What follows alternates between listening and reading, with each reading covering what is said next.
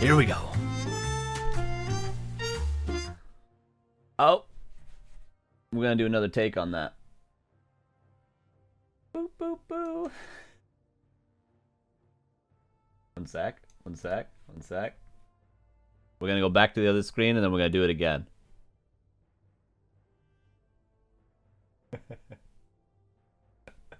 One sec.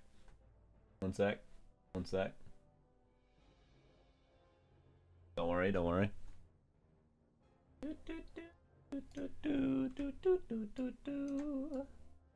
Yep. We're back. 3, 2, 1. Take 2. Hello and welcome to TheoryCraft episode 19. It is June 10th, 2021. And this is the first take of the intro, I swear to our Lord and Savior. How's everyone doing? You guys know what it is today. Last week was it was Orc Day. We talked about the fundamentals of Orc against Night Elf, which was a nice episode to do because that's a matchup I'm actually relatively familiar with.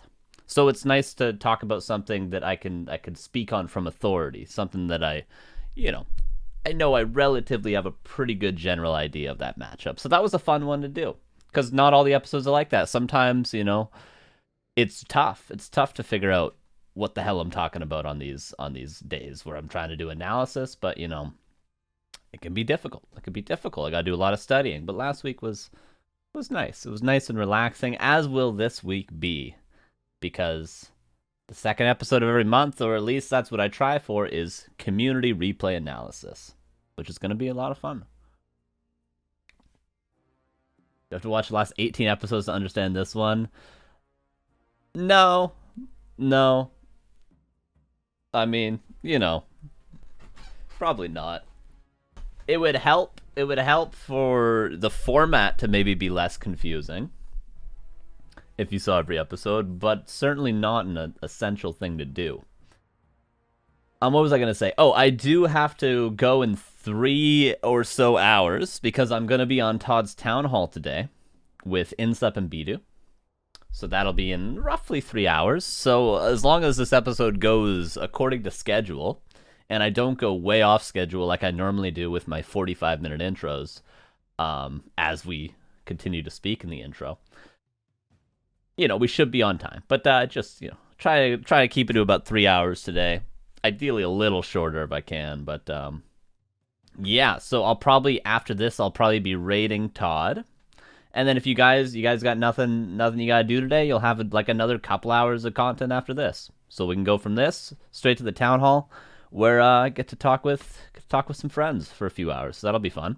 If you guys want to check it out, I'll rate it after this. You can check it out. It'll probably be on YouTube too. If you're watching this on YouTube currently, you can go check that out if you want to. You can relive June 10th, 2021 through YouTube. So that'll be cool. Let's go to the notepad and start talking about today's episode. Boop, boop, boop, boop, boop. So we do have 6 replays we're going to watch today for June Community Replay Review. That is the title, right? Is that the title I normally give it? Whatever, might be different on YouTube. Who knows? So we got 6 replays. It just so happens that today, all but one of these replays are going to be submitted by human players. That's just kind of how it worked out. A lot of human submissions. I even had a couple extra human submissions that I'm not going to be using. They might be in the next episode. They might be in the next episode for July Community Replay Review. But yeah, it was just a lot of humans. And the one submission I got from a non-human, I'm watching. And if there was any others, I would have put those in. But it was just a whole lot of humans. I got like 10 human replay submissions, maybe even more. So we're going to watch 6. But don't worry if you're of a different race, because we're going to be doing next week Undead Day. And then the first week of July will be Night Elf Day. So if you are a Undead or a Night Elf main, couple episodes coming your way soon, and of course the Orc episode was just a couple weeks ago, so you can go check that out as well. But yeah, and I will say to the people that are playing other races, maybe have already submitted replays, don't be afraid to submit again. Absolutely submit again. I mean, I might give priority to the new people that submit replays, as I have in the past, but absolutely send me 2-3 replays. I had a guy send me 4 replays yesterday. He's like, just pick the one you want to watch. Absolutely no problem. We'll do that. And if you've sent them, like I think I've done some people 3 times at this point, right? I think this is our 5th or 6th community replay episode. I'll do your replay again. Sure, I'll do your replay again. You might ask yourself, intro coming along nicely. Yeah, I'm looking at the timer. We're at 7 minutes. We normally go for about 45. So we'll see. With that in mind, if you're thinking, well, how do I submit replays to this guy? Well, you can go to this. You can email me here. This is probably the best way to do it. Probably the best way to do it. So, email me right there. You can also go to backtowarcraft.com and join our Discord. From there, you can join the TheoryCraft channel in our Discord. How often do I do the community replays? Once a month. The second Thursday of every month will be community replay review, unless there's some weird scheduling thing, but the second Thursday of every month. And generally speaking, if you get your replays in like 3-4 days before the episode, they'll most likely be in. If you submit them like 12 hours beforehand, it might be a little tricky, but I'll try to, as long as they're a couple days before the episode, I'll try to get them in. So that's how you can submit them. And generally, it's really nice. Our first replay is a very good example of this. It's really nice if you can, when you submit them, you tell me your MMR, you tell me what race you're playing, what your in-game name is, because sometimes I don't. If it's a human mirror, and you submit me a human mirror, I don't know which human player you are. If your Discord or your email is different from what you are in-game. So, and give me a little write-up of like, this is a game I played and I lost and I don't know what I could have done better. Here's some things I thought I did really well. What could I improve on? Because the general idea is we're going to take some replays, and myself and you guys in the chat, and maybe you guys in the YouTube comments as well, are going to try to maybe give some pointers within reason. We've had some negative Nancys in the chat in the past on these days, because it's not Lynn versus Happy or whatever, but constructive criticism in the chat. You guys can help me out, and I'm going to try to find some stuff to help people improve on, because it's also worth noting for these episodes, as I said, I don't do a lot of prep for these. I watch these replays one time at 64 times speed to make sure they're actual replays, and that's about it. And then I'm giving you kind of my on-the-fly first take of what I think these people could improve on. So it's not as though I'm going to have all the answers for you guys, right? So you guys can help me out. You guys got any comments in the chat? I'll read them out. If you think there's anything I maybe get wrong when I'm doing some analysis on these, let me know, and we'll talk about it. It's supposed to be more for discussion than anything, because it's a lot of this is going to be speculation from my part, right? And especially when we get into, I think it's our 4th replay, we have a very high-level replay. We got submitted that we're going to watch today, like a very, very high-level replay. Probably, I think the highest level we've had submitted so far. It's like above 2,000 MMR. And, the players that submitted it lost, and I'm going to try to see if I can help, see what they can improve upon. Might be wrong. And then maybe that's where you guys can help. We've had people like Thorzane, like Spiral in the chat before, so there's always some big dogs that can help us out,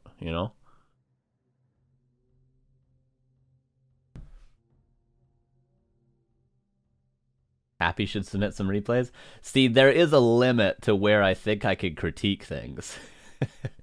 2K MMR? Okay, I can try my best. Happy is a little much, right? A little much. But that's the general premise of today's episode. And then, of course, next week we'll just go back to regular. I'll watch 500 replays. I'll tell you guys what I think about those replays from one matchup in one race, right? And then the week after that, we do have an interview, which I will announce next week who the interview's with. I got it all lined up. I just need to confirm it. But we should have an interview at the end of this month. What's my MMR? About 1850.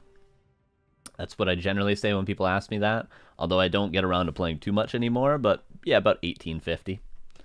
Let's say that. I think I can confidently say that. Any higher, I'd probably be stretching it.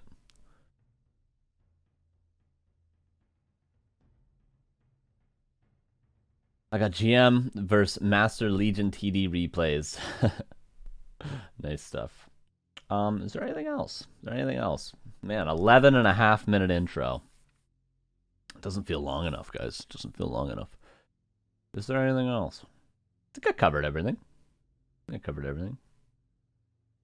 Yeah, send me your replays. We're going to do one of these every month, and I got a couple overflow replays for next month as well, so note that if you submitted a replay, it's either one of the overflow replays that I will do next month, or two, it got lost in translation, so feel free to just bump it send me another email and bump the replay, or post again in the TheoryCraft channel in the Discord and just bump the replay.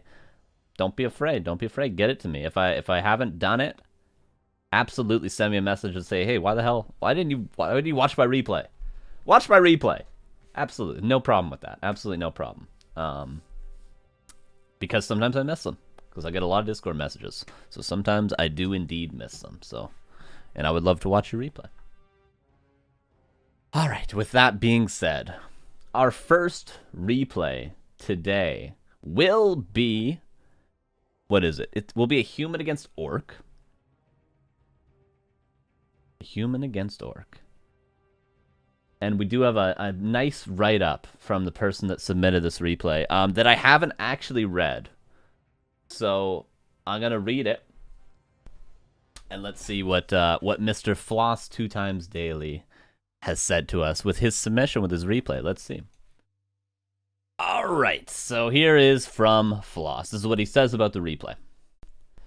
Got level 2 on AM early and even picked off a headhunter or two. Thought my split of footies was pretty decent, as in would said one footy to track a headhunter. I hurt headhunter and not chase with whole army. He fed me a level 1 Farseer early, went double sanctum as opposed to rifle caster. I prefer double sanctum because I think it's easier. But I'm not so stringent, that's the word, stringent as to refuse to play rifle caster if that's what you think is better anyway. Very good, very good. I would actually have sort of the opposite opinion on that, but we'll get into that. No idea how many footies I should have built. I think I may have made too many. Defend may have been too late. I crept MK to like 2.7 before taking fights. So I know that was bad, but still managed to do pretty well in all the early fights. I even got up an Expo before he did. He transitioned to Torns, and I added a Griffin Aviary, but seemed to get caught in a bad position for fights. And I added... and then basically just closed my eyes and got wrecked. Would like tips on positioning and battle micro. Okay, very cool. Also specifically when I'm killing his Expo and kind of waiting for his army to show up. What do I do to prepare? Where should my AM be, casters be, out in the open, behind the Expo, etc.? Very good question. And what should I be doing when he shows up so that I don't just get APM shocked like I did and basically lose everything? Thanks for all the help. Love your show. Hope this replay makes it on there. It's on my Smurf, so I guess I don't really care if you say it's Floss or not. I leave it to you. This is Floss. Thanks. My man, what a good write-up. Thank you very much. So let's dissect that a little bit. He talks about the early game going pretty well, and then he talks about going into Double Sanctum. Of course, there are two options, and we're going to see more than just this human versus orc today. So remember the couple of things that maybe I say here as a preface to this replay, and there'll be more of this same matchup today. Those are two strats. You can go 2 Sanctum for mass casters, breakers, priests, and sorceresses, and that is normally tied with a expansion on tier 2. You normally go for 2 Sanctums, and then you try to push the game to the late game because 2 Sanctums take a little while to get online. And then if you're able to force the game to the late game, you're kind of favored against the orc. Whereas the other option, the second option, would be Rifle Caster.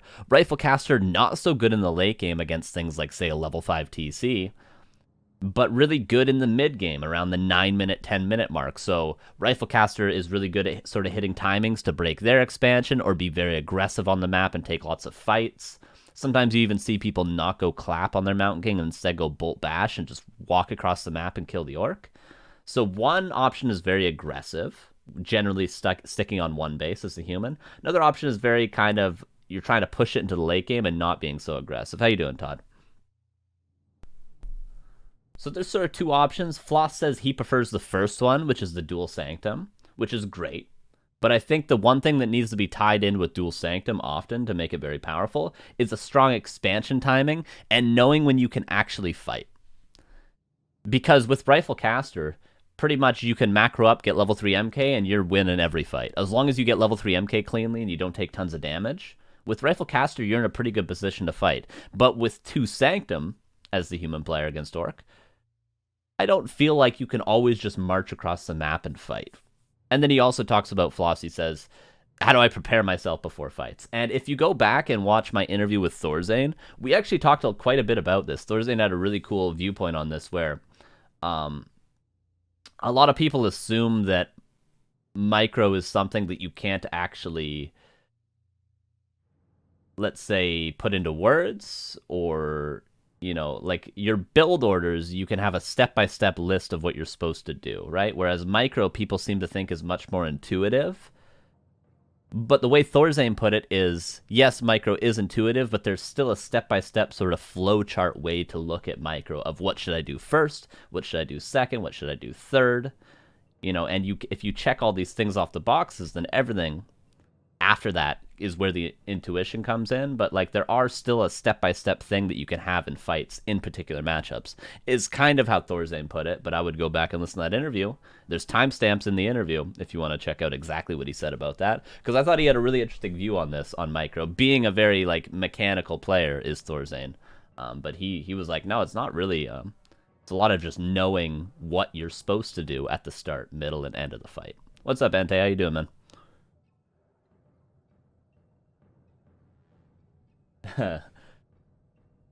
The closer I get to flowchart, the better. The small brain, too small brain to be intuitive. Okay, very good, very good. All right, so that's the introduction to our first replay. And let's see what happens. Here's replay 1. This will be Floss against Vey345 on Northern Isles, human against orc. Here we go.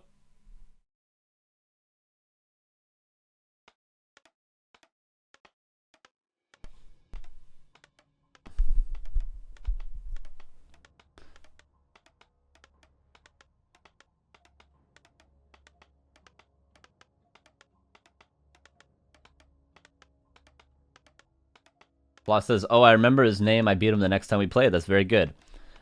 As I said, I watch all these replays at like 32, 64 times speed. But from what I saw when I sped through this replay, I think you played really well, actually. I think you played really well. So your altar positioning does suggest you're going to go for the green camp first, which I think is a totally fine option. There's also the option to go for the Tuskar first. Tuskar normally indicates you want to get quick level 3, and then go for something like a Spirit Lodge cancel or a Burrow kill in the main base. Whereas if you go for the green camp, it indicates you want to be a little bit more passive. Maybe you're going to hide in your base a little bit longer, and you're just going to be happy with level 2. So that's what I'm going to assume. I'm going to assume in the early game, you're not going to be trying to push getting level 3 and losing a lot of footy HP. Whereas if you go for the Tuskar first, you're definitely in a position where you can push to get the level 3 and even sacrifice maybe your tech timing, maybe some footman health, stuff like that. But in the case of this green camp, just very safe, keeping your footman, your archmage all really high on health. That's what I'm assuming, but all I know is you have placed your altar at the bottom. Footman scout, very good. Wait, Floss, we did do a coaching session, me and you, once, right? And I believe, if I remember correctly, this is a while back, we talked a lot about scouting with the footman. Maybe that's someone else. But yeah, footy scout, this is something we're going to be talking a lot about today.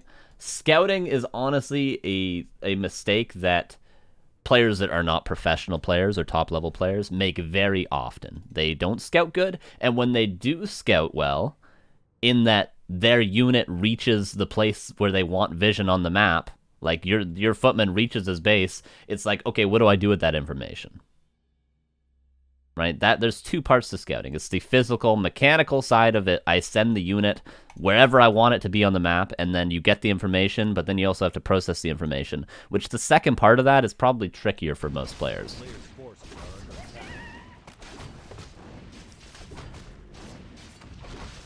So we'll probably end up talking about that a lot, but as it stands, you see a Farseer, you see no Grunt. You can probably assume Farseer Headhunters or Farseer Fast Tech. I would assume Farseer Headhunters nowadays, because that's the strat every Orc player is playing.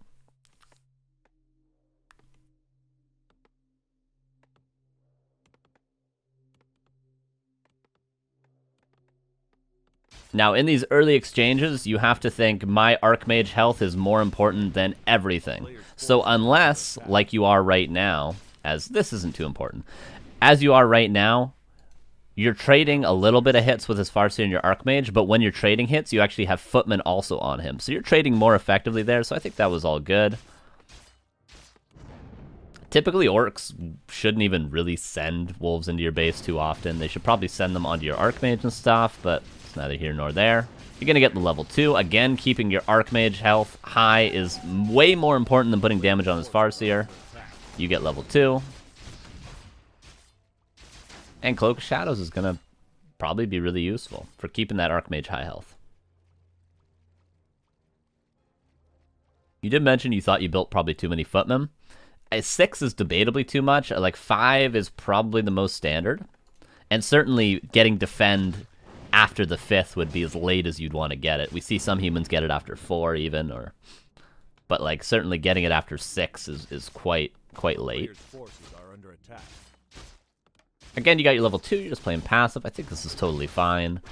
You should be aware that the Orc is going to try... If the Orc is not in your face right now when he's playing Farseer Headhunters, you should be aware that he's going to be trying to take camps aggressively. He's going to be trying to most often take your Murloc on this map, or he could be taking your expansion, or he could be taking your Tuskar camp. So you have to be, as the human player, aware of this, and not just like kind of fighting into him needlessly, but you should still be pressuring him a little bit if he's going to try to take camps in your face. Now, do you have Defend yet? You do not.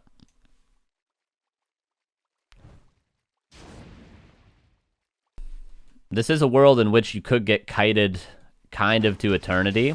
So if you don't have Defend, this isn't always the best position to fight in, because if the Orc micros optimally here, he can just kite you all day. Player's forces are under attack. So like once you have Defend, it's great because then the Orc can't really do much against your footies. But until you have Defend, fighting with the Orc like this, if they're going to micro, you know, like I said, optimally, not always the best choice. But yeah, this is good. You put one Footman on a Headhunter. Put a couple other Footmen on another Headhunter. Pretty good. You get that kill. That's well done. But again, you're trading health here. Your Archmage health for his Farseer health. Oh my god.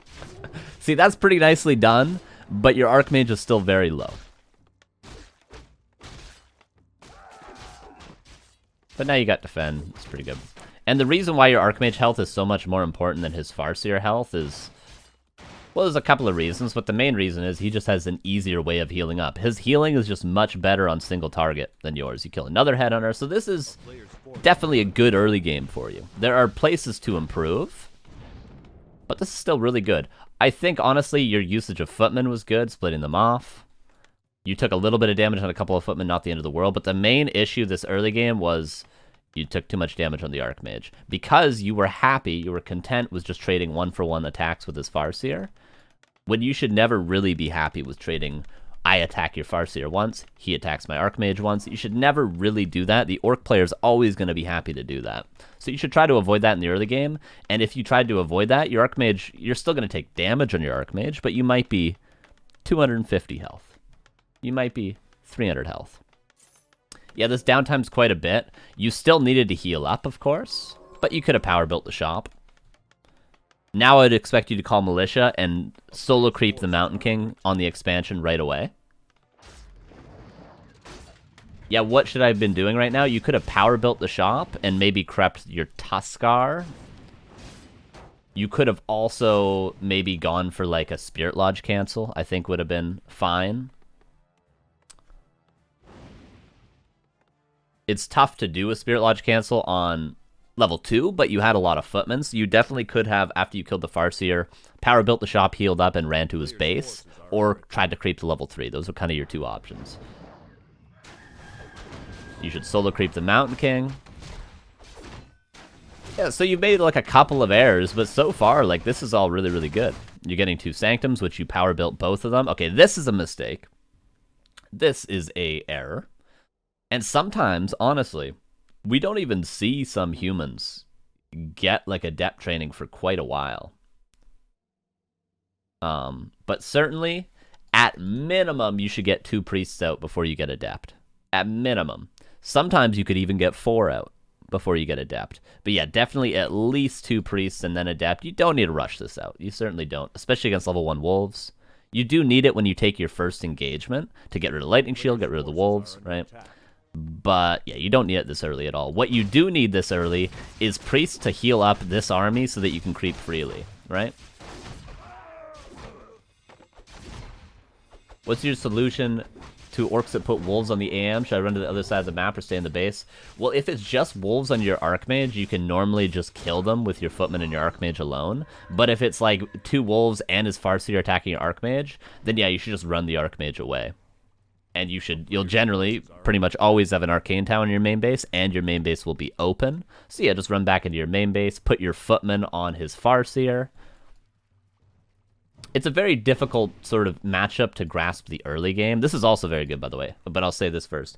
It's a very difficult matchup to grasp exactly how you're supposed to play the early game because it's so based on not necessarily trading units, but just trading health effectively, which comes down to just single attacks from single heroes. So it can be very complicated mechanically and also like knowing when you're supposed to run back, when you're allowed to trade hit points. But essentially, you could think of it just try to keep your Archmage as high hit points as possible. Try to keep your Footman as high HP as possible until you have Defend. And then you could be happy to trade with the Headhunters. But until then, you pretty much should never try to trade with the Headhunters until you have Defend. And you should essentially never try to trade hit points with the Archmage. But again, I'll say, this is really good from Floss. This is extremely good. Immediately pulling the shop out. If the Orc tried to fight into you right now against the Mountain King, he would probably lose a bunch of Headhunters to Stormbolt. So this is really good. This is a really good timing to take the shop. This is a very standard timing to take the shop, either as your first or second camp. You might get creepjacked here, but you pulled it. So if you get creepjacked, you can just run away. Maybe you can call militia from your base to fight him off. Like, this is really good. Okay. So, you're about to get in a fight here. Yeah, you were waiting for level 3 before using another water elemental. Totally fine. Okay, so you were asking, what do I do when I get into a fight? Well, in this case, I'll ask the chat. What's the first thing he should do when he sees this Orc army? What's the first thing he should do? By the way, this is a trick question.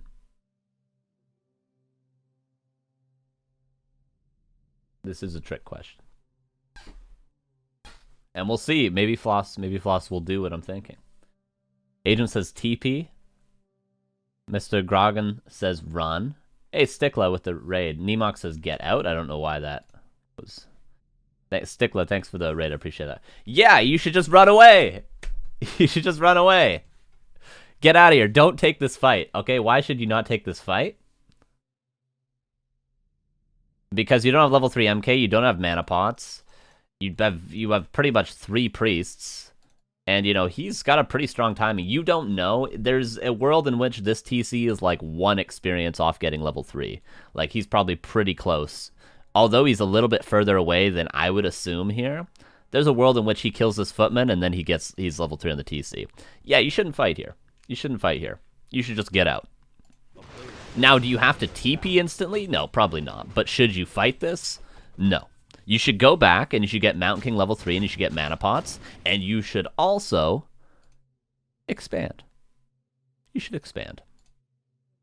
You should not fight here. What you could do is you could go back, get level 3 from this, and then you could pressure and take a fight on his side of the map, maybe here, while expanding. because of course your expansion's already crept out, but you should certainly go back and get level 3 Mountain King before you do anything. Yeah, so bolt, torrent, and run, that's probably the best thing to do. Yep.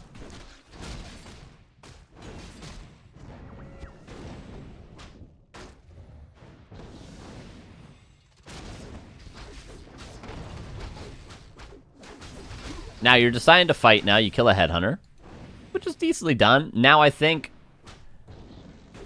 although the orc probably should have won this fight, you're kind of owning him, which is good. That does happen sometimes. So maybe you should just be expanding here as well. I still think you should have probably run. But it's working out for you. You should definitely still, I say again, be expanding right now, though. You imagine a world in which you have already... Let's check your gold. All right, you do have the gold and lumber for an expansion. Imagine a world where as soon as you engaged him right here, and you're either going to run away and go creep MK3, or you're going to fight him like you did, he speed scrolls away, and you chase him. He's speed scrolling to his base, and you're chasing him to his base. Imagine a world in which you're like right here and you just immediately send the militia to build the expansion. It would be probably 50-60% done by now. Maybe not that much. Let's say it'd be about 30% done by now. But then by the time you're out of this fight, whether you TP out or run away or you just win the game, you're going to have an expansion up behind it. But this should still be in the back of your head. If you're taking this fight, the reason for this fight should be to secure your expansion. There should be no other reason why you're taking this fight right now, right? Thank you to Bronod with the tier 1 for 2 months in a row. Appreciate that. Thank you very much.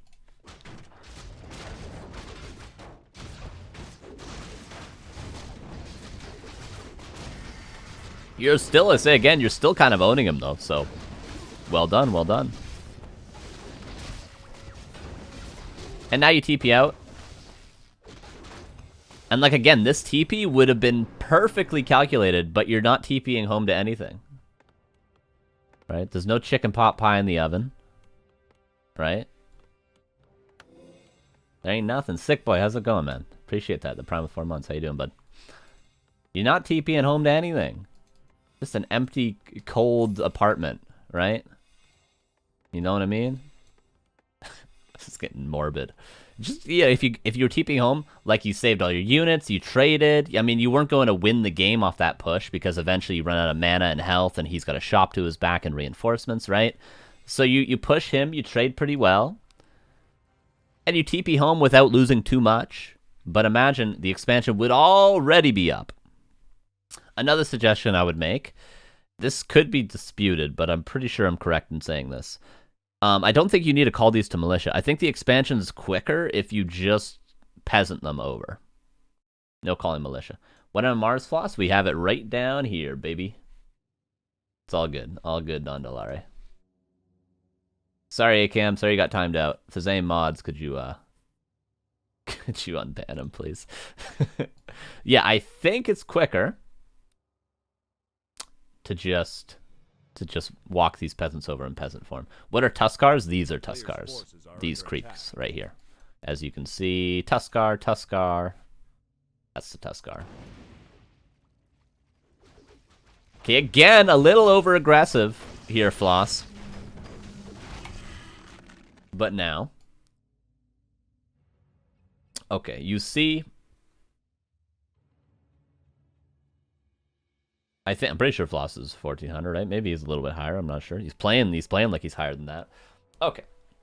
So you're still not MK3. You still don't have a mana pot. Those are two essential things that human needs to fight against orc. MK3, potion of mana, at least one. You got a pendant of energy, which was a very lucky drop. But imagine a world in which you don't have this pendant.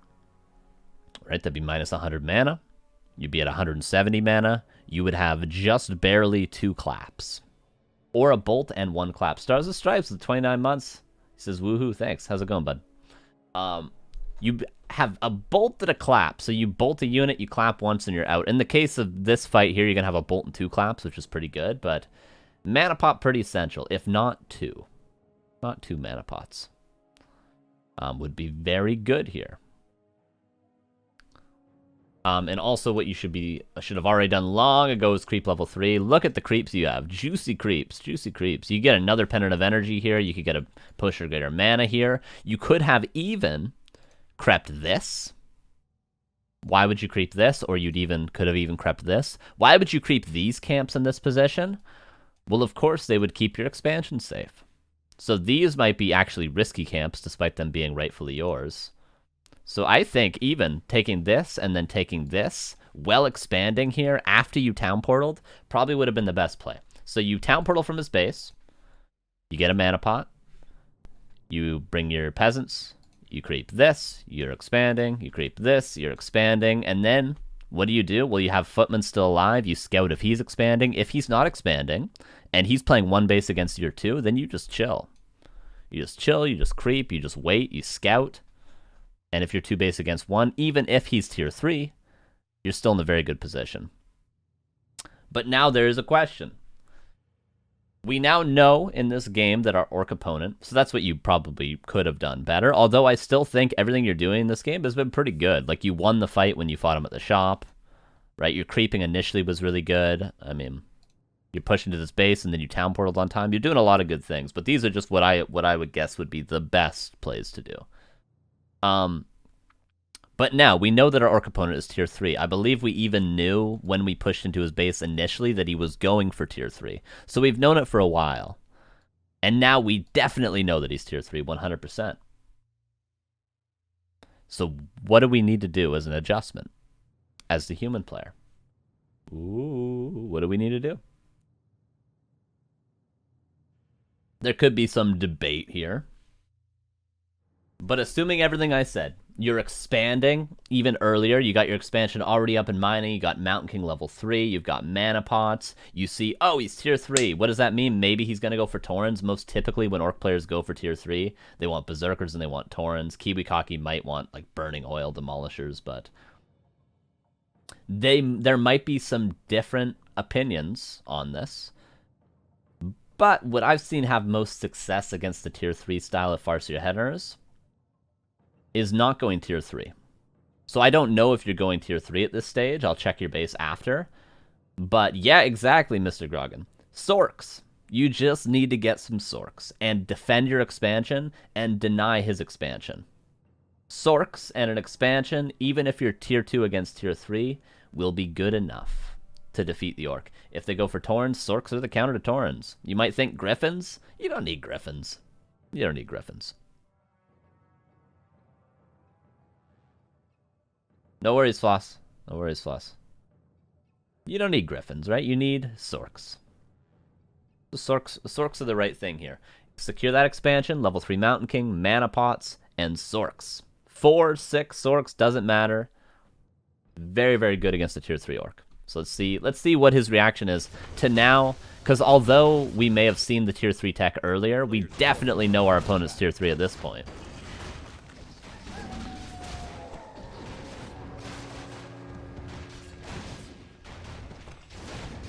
So let's check his base. Okay, no tier 3, but there's no Sorks quite yet. Waiting to have the goal for the expansion.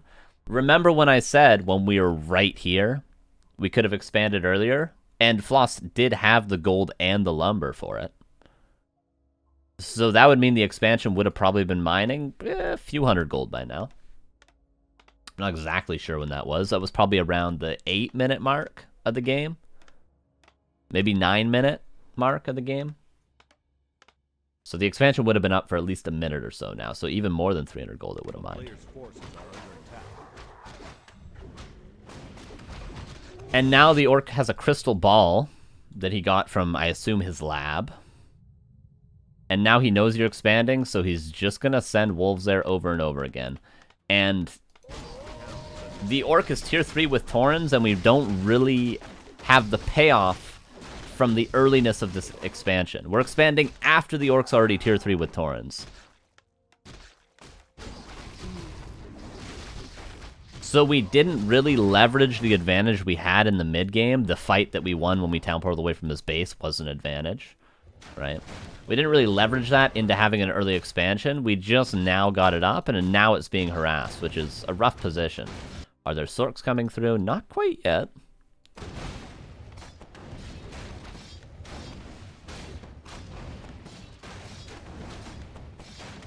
Hey, Floss donated $5. He says, to Carson for TheoryCraft, teaching noobs. Appreciate that, Floss. Thank you very much. So now, honestly, I think Bolt level 2 is better than Clap level 2. I think there might be a debate to be had there, but typically Clap level 2 is the most standard. So at this point, honestly, although Floss might be able to win this fight right here, he might be able to win this fight. I don't know if he'll be able to.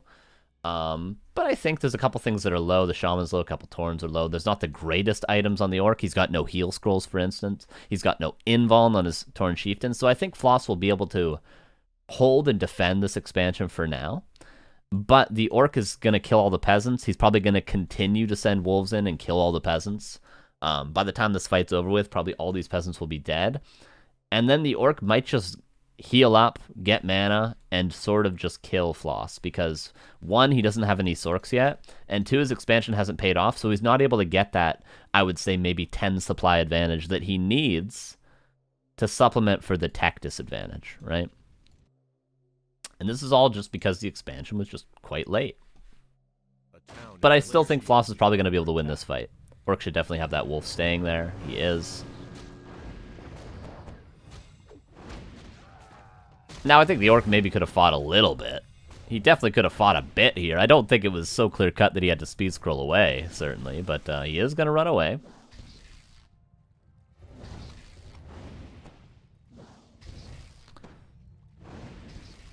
Now, did all the peasants die? Pretty much, the priests, see, this is nice from Floss. I don't know if he did this on purpose. The priests were left back, but just the multitasking wasn't there. So yes, this is a mistake, but this isn't like a, like you thought the wrong thing mistake. You know, this is just a little bit overwhelmed. You were trying to chase and get Torrens. You were being harassed by a wolf, so the idea was there if that was on purpose. But the execution maybe slipped up a little bit. Yeah, so all the peasants die. And now the expansion's costed you about 800 gold with the power build and the 5 peasants lost. And you haven't gotten that. And let's see. Is there Sorks coming out? No, there's a tier 3 tech and a Griffin Aviary, which is sort of if you went up to someone on the street. This is a stupid analogy. If you went up to someone on the street and were like, what do you do with the Orc Tech's tier 3 and you have a tier 2 expansion as human against Orc on Northern Isles? They would go, you build a Griffin Aviary and go tier 3 for Griffins. But not really. Not really. Normally, I think just Sorks. Just nice and clean Sorks. And just get a 20 supply advantage. A 10, maybe 20 is too much. Just get a 10 supply advantage. Delay their expansion, right? Take fights with Sorks, kite them, trade favorably because you have Priest and you have Sorks and you have Brilliant Sora, you can trade favorably. And just get the 10 supply advantage. But now, like I said, Wolves are just going to continue streaming in here and there's not much you can do. Why is this going to happen? Because the expansion was so late and the Orc scouted it and the Orc has control of the map to be able to send these Wolves constantly and be able to, you know, use their APM to go for harass plays like this, whereas if you were fighting them constantly and they were on the defensive, they might not necessarily be able to do this as proactively. You retrained a Blizzard, which I think is great. It's not necessarily like a game-winning move. Like, it's not make or break whether you get Blizzard in this situation. Why would Water Elementals be good? Well, Water Elementals would be good if you had Sorks and you had Invis, and you could just send them across right now to probably cancel this tower previously, to scout there's an expansion, to harass with them. There are things that are nice for Water Elementals to do, even when there's Shamans, right? But again, the expansion is just really not paid for itself. Look at all the investment into this expansion. So although it's mining, although it's up, it's been just a sunk cost. Notice the lumber issues of Floss as well now.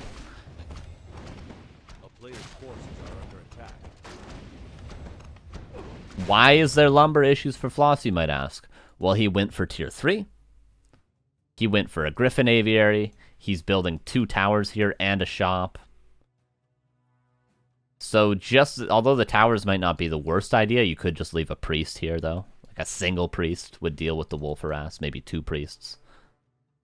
But the tier 3 tech, the Griffin Aviary, I'm not sure if there was lumber upgrades, although I would suggest to every human player to just always get those lumber upgrades because they're very strong. But yeah, like you imagine he didn't invest the lumber into this and this. What is that? Close to 300, if not over 300. Not exactly sure what the numbers are. But you just invest those into units. He's got 400 lumber now. More than enough to spend 1,500 gold if you get, say, another heal scroll, a town portal.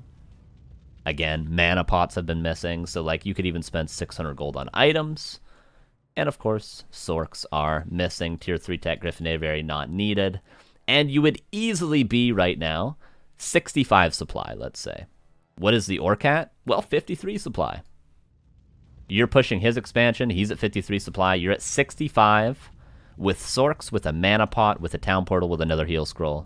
Game's over. And these aren't things that are impossible to achieve. These are things that you could have gotten with the gold that you have. And the lumber you would have had.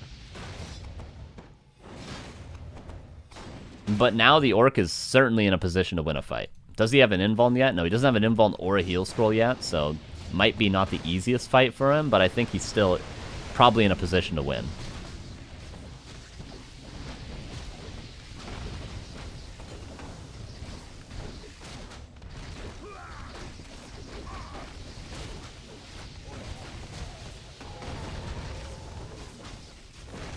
You asked what you could have done in this fight, and honestly, it was very tough to tell you what to do in this fight exactly, because you're up against almost a level 5 Tauren Chieftain and Taurens with level 2 Aura, and you don't have Sorks.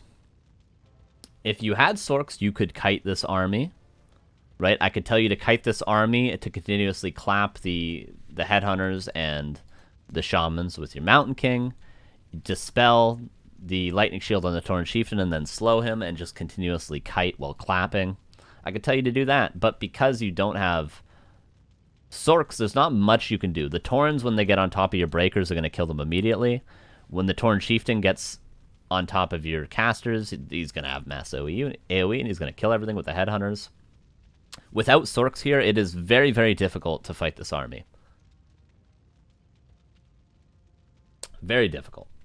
So there's not much you can do here. Like, would Infi win this fight? Yeah, Infi would win this fight. But, like, in an equally skilled game, it's going to be very tough for me to tell you what to do. He's going to lose his Farseer, which is going to help out quite a bit, certainly.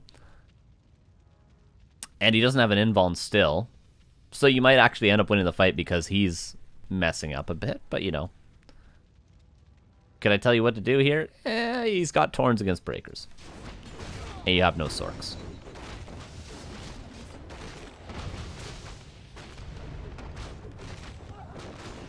I think all in all, you did pretty well in this fight, though. Again, he's got no invuln.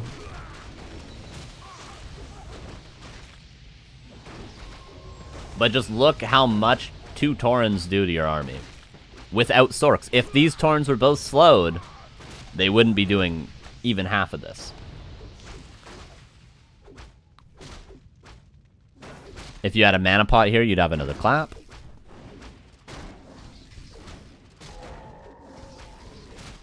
One thing you also forgot to do is use your heal scroll, which, although it may not seem like a lot of AoE, but there's Stomp, Lightning Shield, Chain Lightning, there's Pulverize from the Taurens, there's a lot of AoE, so the heal scroll could have probably saved a few units there. But now as it stands, the macros slipped hugely. But even if it, well, even if it didn't to this extent, if it had only slipped initially, and then you had macroed well after you were already in this fight, it was already even supply, both, you know, he was on tier 3, you were on tier 2, so although the macro seems like a drastic error at this point, in the past it wasn't that big of an error, and that was kind of what the breaking point was for this game. When you initially pushed here and you didn't have the Sorks and the 65 supply and the mana pot, that's sort of where the game was lost, whereas at this point, when you didn't macro during that fight, I mean, you're kind of already in a pretty rough position. Now you're going into Griffins, but kind of too late. Now you're going into Sorks, but kind of too late. Yeah, and he's just going to push you and kill you.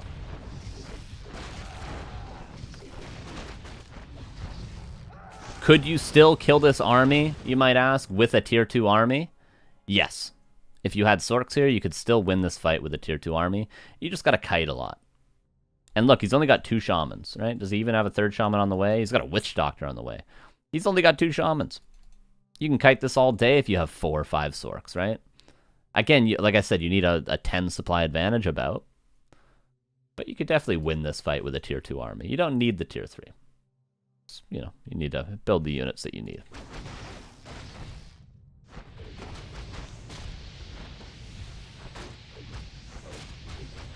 Yep, Paladin. Nice bolt. See, and focusing down those shamans would be a great idea if you had the Sorks here. Now you got the double mana pot, so you're getting a lot of things that you need, but just a little bit too late, I would say. Again, you lost all your peasants here.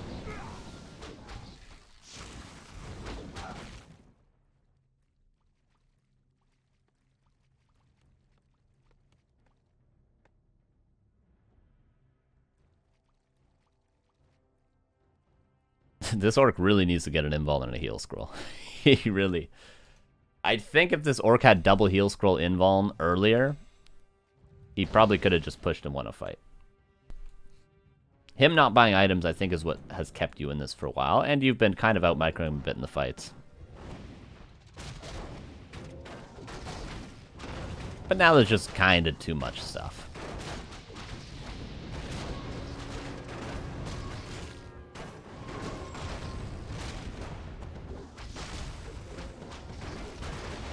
This is another one of those positions where you might ask yourself, what was I supposed to do in this fight? Well, you're supposed to run away right away. Cast slow, get claps off. Stuff like that. Like, you see how much your AoE is doing. If you kite across the map and continuously do this, eventually... Like, if you go watch a Cruncher versus Kiwikaki match, where Kiwikaki goes tier 3 and Cruncher stays on tier 2. There's a game on Concealed Hill which happened recently, they played. And Cruncher just kited him across the entire map with Sorks, and eventually won the game because of the AoE. And that's really what you have to focus on against these sorts of armies. There's a reason why the top orcs in the world don't go tier 3 against human. There's a reason. There's a reason why they stay tier 2, right? And now, although you got a little bit of a bank, look at his supply, look at yours. Look at his hero levels as well. Almost level 6 on the TC. There were timings where you could win, but those timings have passed. And this all starts with just getting that expansion earlier, prioritizing your level 3 on the Mountain King. And then if you do all those things correctly, you should be able to just walk across the map and kill him. Or he'll walk across the map and try to kill you, and you'll just win the fight.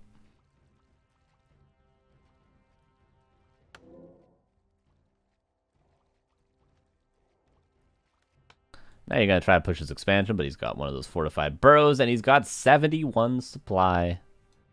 And yeah, you got a few griffins, but don't know if that's enough against the headhunters.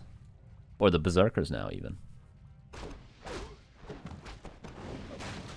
You might ask, should I have upgrades? Should I have anything like that? Nope, you should just kind of have mass casters. Lots of Sorks, which you have a lot now, but like maybe like 6 of these would be nice. Some priests. Big wall of breakers, and just keep kiting. He's just got too much stuff here, Floss. He's just got too much stuff.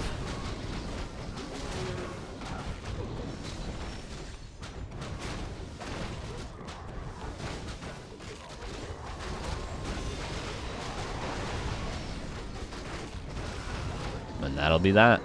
Bloodlust, GG is called.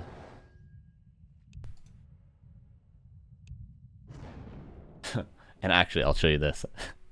I stink. Can't wait to watch this replay. Need to learn.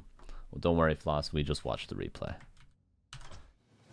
Thank you for the submission. Hope you learned something. There's a lot there. I feel like you played very well. Like, you have a lot of really good ideas in the early game, but there's always the issue of there's a lot of different strategies in this game, but it is a strategy game, and you need to figure out what do I do against all these different strategies. So in the case of an orc going tier 3, earlier expansion, Sorks, stay tier 2, and just get a supply advantage, and then when you get in a fight, focus on kiting.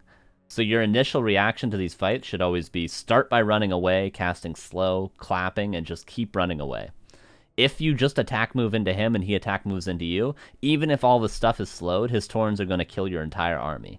So you need to really practice kiting and get comfortable with kiting with slow and clap and you know, Blizzard if you want, but I wouldn't say Blizzard's essential.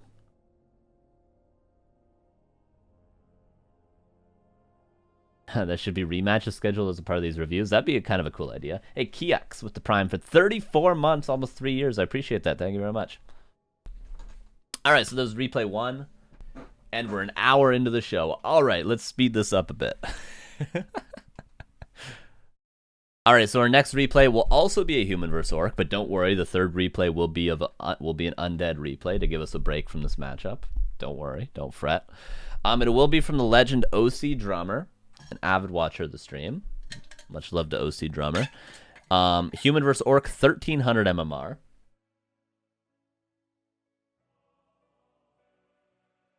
And OCdrummer. Description if you want. If you want, I was going to record actually a private video and send it to you for your replay. But if you want me to watch it, I can watch it on stream for sure. I'll watch it at the end if you want me to. I'll watch it as the 7th replay. But this next replay will be for OCdrummer. And he says, big defense at home base for 5 to 10 minutes and came out on top. Was a fun game that looked grim at the start. Would love your analysis. Absolutely. Sure, yeah, I can do that description. Absolutely. So that'll be hidden replay number 7 at the end of the day.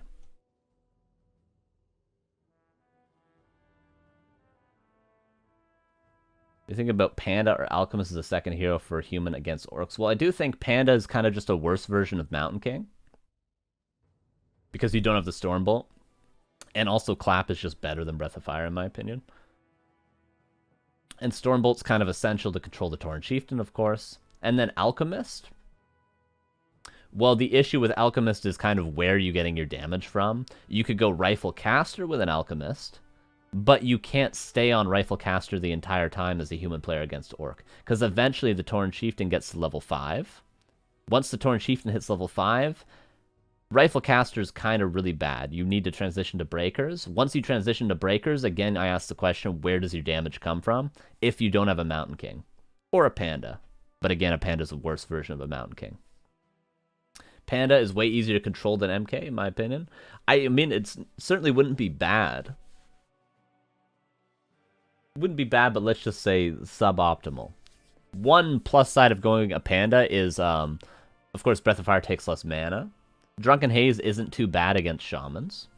So if you go Drunken Haze, Breath of Fire, that can be a good combination against Orc. And also, you get to creep faster because you get an earlier hero at Tier 2. 55 seconds earlier, right? That's how long a hero takes to train at Tier 2. That's how long the Mountain King takes.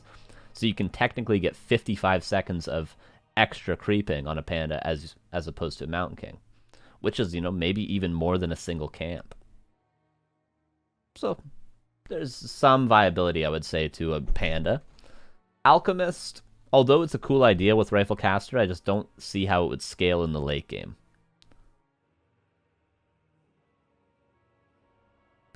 Alright, here's replay 2. For OCdrummer. Same matchup, same map, but don't worry, we'll get some variability after this. Alright. I'll get us to the 30-second mark. Or how about 1 minute mark?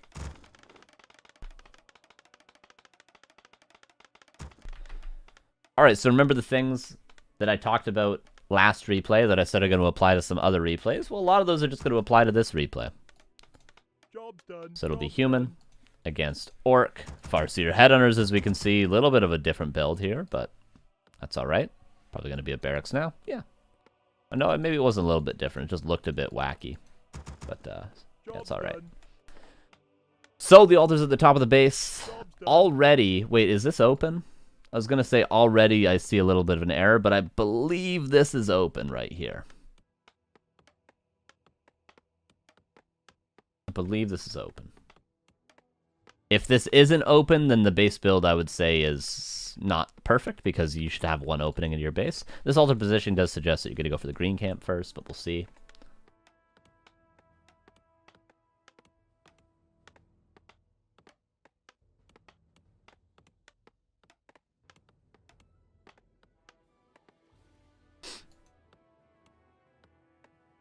Footman Scout, this is all good so far.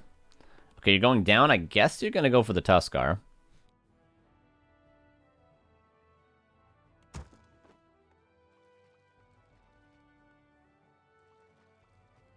Now, what you did there was kind of good, honestly. Led with your Archmage a little bit.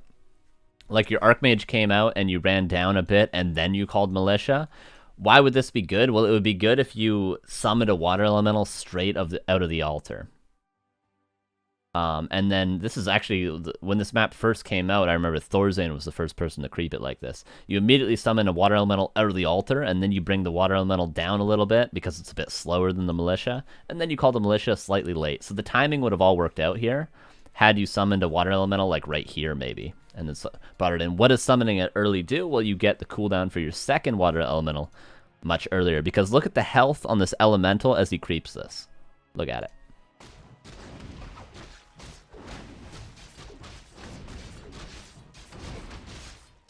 Hey, it's you. That's cool, man. So now, had he summoned it straight out of the altar, he would have been able to resummon another Elemental and taken no damage on anything. And then he could have also used this Elemental to creep this. So that would have been good with this Militia timing. It's not necessary, but you know, the Militia was slightly late anyway, so. And like now we see some damage being taken on this Footman, see some damage taken on this Peasant, right? This all could have been avoided had he just summoned that Elemental a bit earlier. And, you know, although the Peasant damage isn't the end of the world by any means, this is going to happen, the Footman damage is actually a very, very big deal. You do not want to take any damage, especially in this matchup, on your Archmage or your Footman.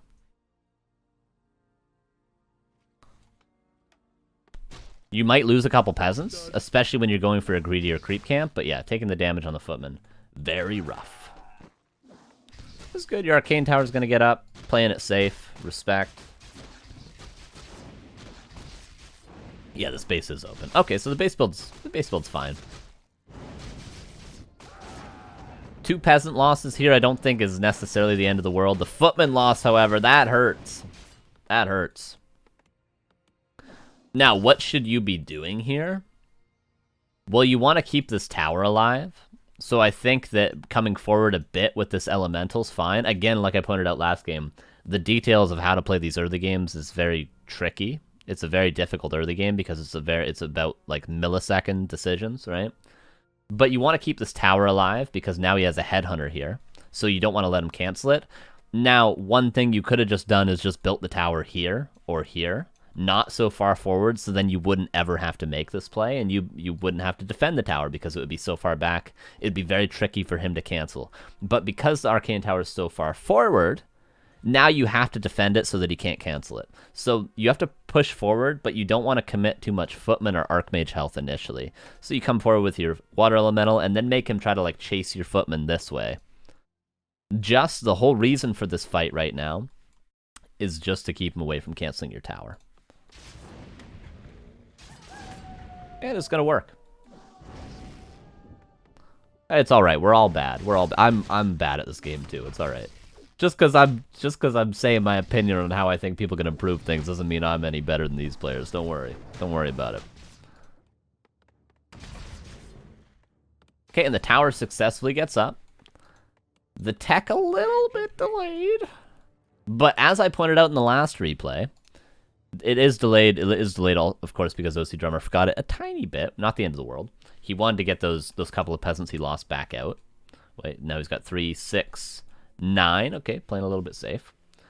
Now, what I pointed out in the last replay was, yes, you can sacrifice a little bit of tech timing to call extra Militia, creep this, to lose a couple Militia to get an earlier Arcane Tower. But what you must do if you're going to sacrifice your tech timing is you must get level 3 Archmage. So what I would love to see OCdrummer do now is, of course, get Defend.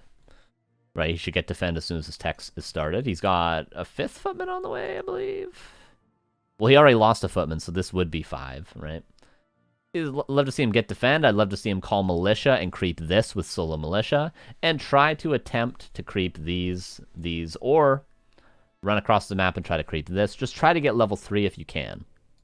You might take some damage on your footman, but because you've already sacrificed your tech timing, you must now try to get level 3 Archmage if you can. Because that's the sort of game you're trying to play.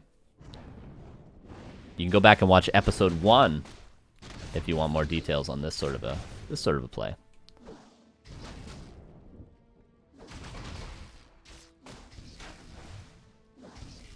Now again, this is a position where the human doesn't have defend yet, and he's trying to chase the headhunters. In a perfect world, the orc is never going to take really any damage at all. He's just going to kite you all day, which is why it's very difficult to engage into this. Because you're just going to keep trying to catch up to them. So in this case, OCdrummer's making the right play and running back, but he should be still trying to creep one of these camps. This is good, but again, trading Headhunter health and Wolf health for Archmage health is rough. He's going to kill a Headhunter, yeah, but like how many Headhunters... This is an interesting question. How many Headhunters is worth losing all of the health on your Archmage? Like 3, maybe? Certainly not 1. It'd be more than 1, probably more than 2. But yeah, losing this much health on your Archmage puts you in a very rough position. You built shop already? 2? Yeah. OCdrummer, who's the superior OC? That's pretty funny. Every single one, probably, says Corey Kohler. Yep, I mean, it's certainly more than 1. Yeah, maybe 2, maybe 3. In this case, in this position, like if you get 2 more, I'd say it's probably worth it, but like you might just lose your Archmage here as well, which can be very rough.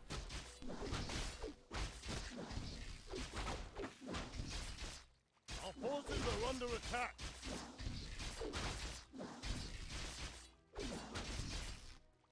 And again, you're doing all this before you have defend.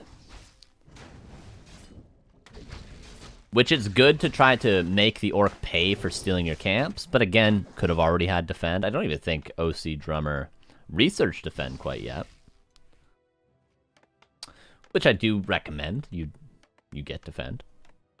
Especially if you're not going for Rifle Caster, which, as it seems, OCdrummer is not going for. He's going for 2 Sanctum, especially with 2 Sanctum. Get that defend. Oh no! Kill the Headhunters! Again, mechanical error. Another error here is that OCdrummer didn't actually scout the main base when he could have.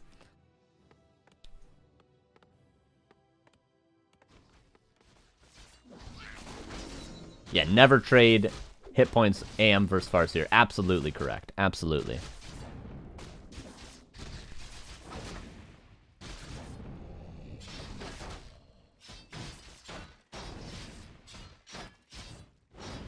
And if you do trade Archmage hit points for Farseer hit points, it kind of snowballs until the orc is outside your base stealing all your creep camps, and you can't really win a fight. And then again, that snowballs into the Farseer's on top of your army when you're trying to creep your Mountain King, and his Torn Chieftain's creeping for free. And then that snowballs into his TC's level 3, your MK's level 2, he gets an expansion up, he kills your Archmage. It all snowballs, and it all starts with the initial trade at the base. This is why I talk about the details so much when it comes to this matchup, because it all starts with, whoops, I took a little bit too much damage on my Archmage, right? Whoops, he got a couple extra hits in with the Farseer. Whoops, now my Archmage is 100 health. Whoops, he got level 2 and got Chain Lightning. Whoops, my Archmage is dead and my Mountain King is blocked in the altar. It all starts with the very small things in the early game. So most of the time in other matchups, I wouldn't focus on these things like, oh, you took a little bit too much damage on that footman. But it's very important in this matchup to be prepared for this.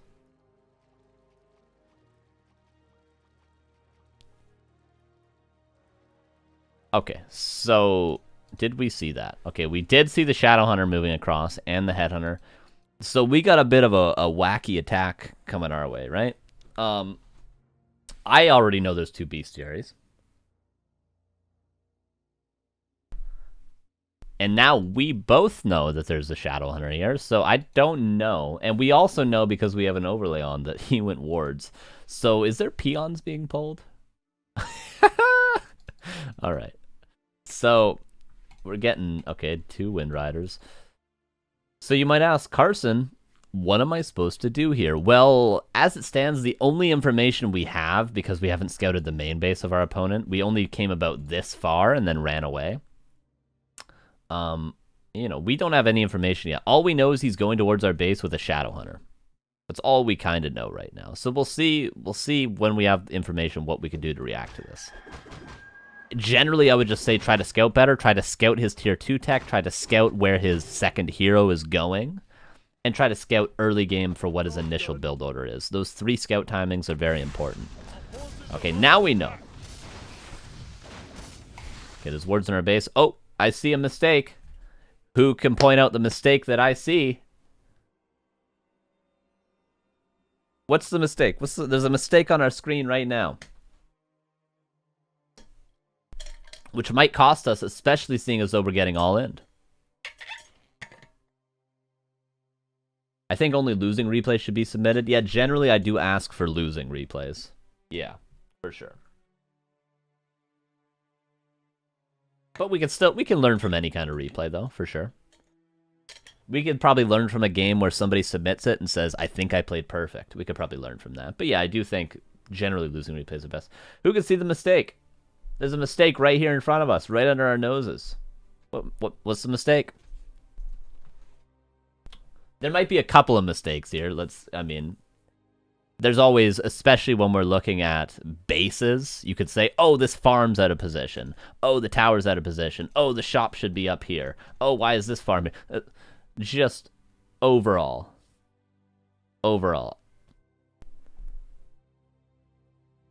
Just imagine I submitted the replay. Yeah, for sure. There's a mistake. There's a very clear mistake. A very clear mistake. Who's going to get it? Come on. Come on.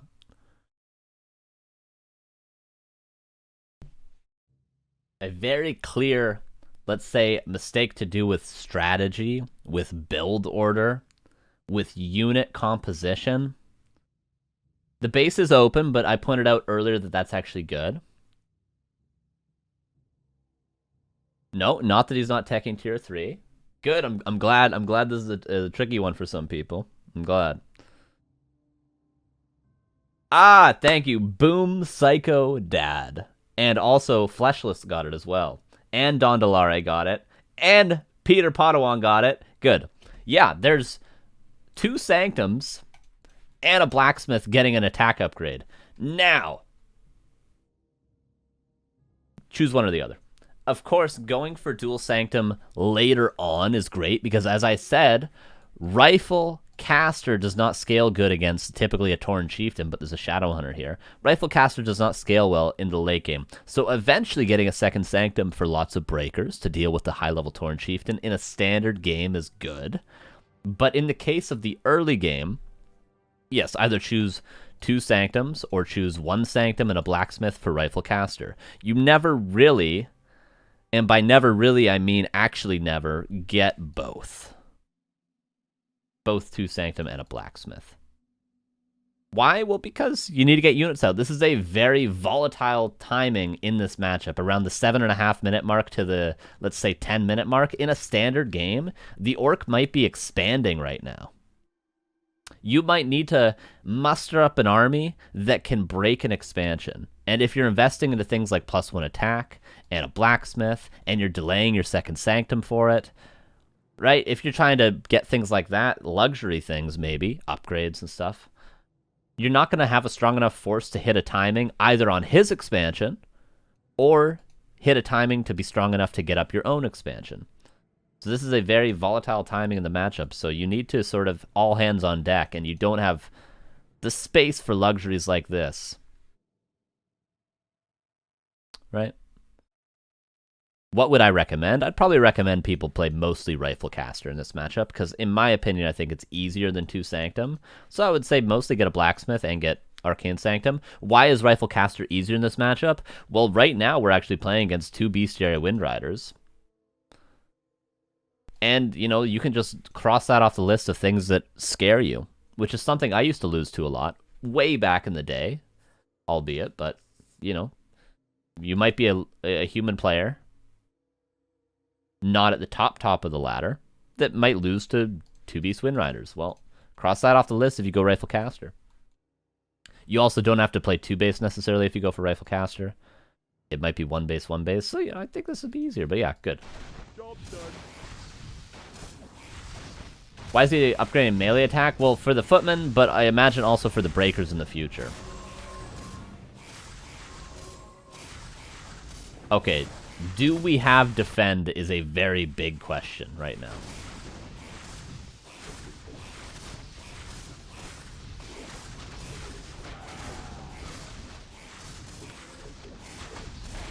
We do not have defend here. Imagine if we had 5 defended footmen here. So this is going to be a very difficult defense. But imagine a world in which we have 5 defended footmen. How do we defend this? Well, simply we just call every single lumber militia. And we have 5 defended footmen. The Archmage just attacks down the wards. And the militia and the footmen are going to kill all the headhunters. You have a water elemental attacking the Wind Rider. Should be relatively easy, but not if we don't have defend on the footmen. Because we're against wards, we're against headhunters, and we're against Wind Riders. We need defend on them footmen.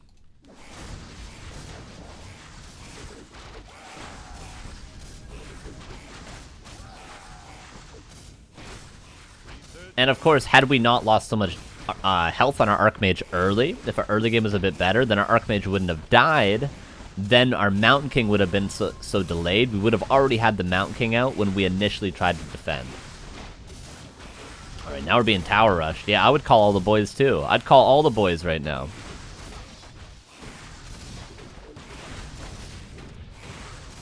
Now it's important in these sorts of pushes, no matter what race you play.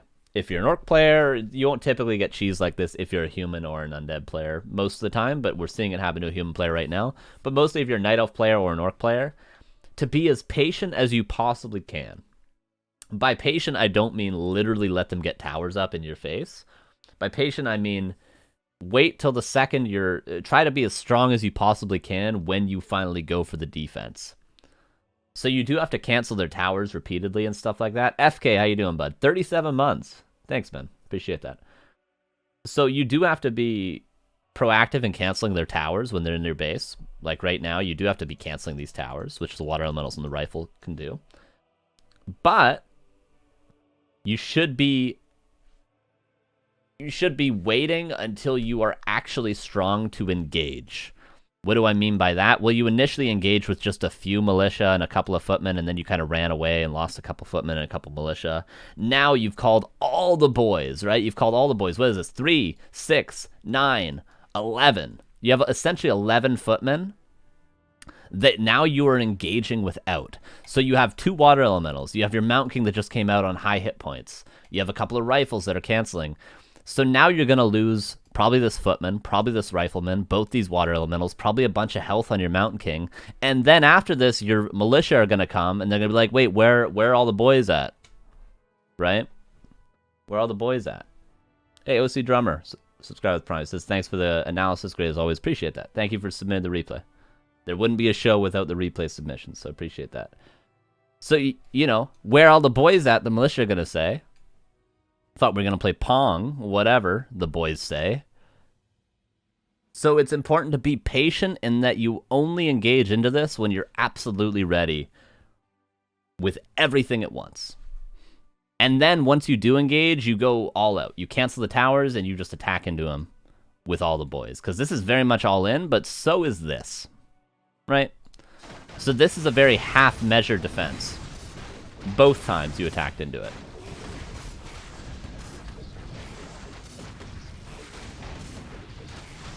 Where are the boys at? Where are my dogs at? Now that's the right idea. You should always, when an orc is tower rushing you, whether it be an orc mirror, whether it be a night elf player being tower rushed, whether it be a human getting tower rushed, make sure you cancel these towers consistently. You don't want to let these bad boys get up.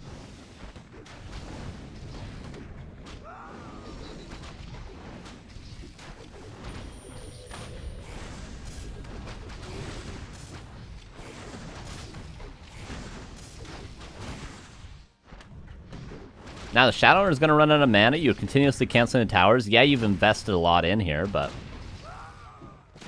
Yeah, the militia thing was, I would say, an objective error there, but that's what I mean by being patient. The reason why the militia error happened is because Mr. OCdrummer panicked and thought he had to defend right now. But what you have to do is remain calm, consolidate all your forces, position them well. What do I mean by position them well? Well, you bring, like, the army up here. You bring your main army, like, right up here. And then you call militia, clump them up down here, attack with the army down, attack with the militia from the right. Very patient, methodical planning of how I'm going to defend this. Not waiting until there's 10 towers up. That's not what I mean by patient. Just mean saying, like, I have one shot at this. I need to make sure everything's ready to go, perfectly positioned. And you don't actually have to micro that well. All you have to do is have everything well planned out beforehand. That's what I mean by patient.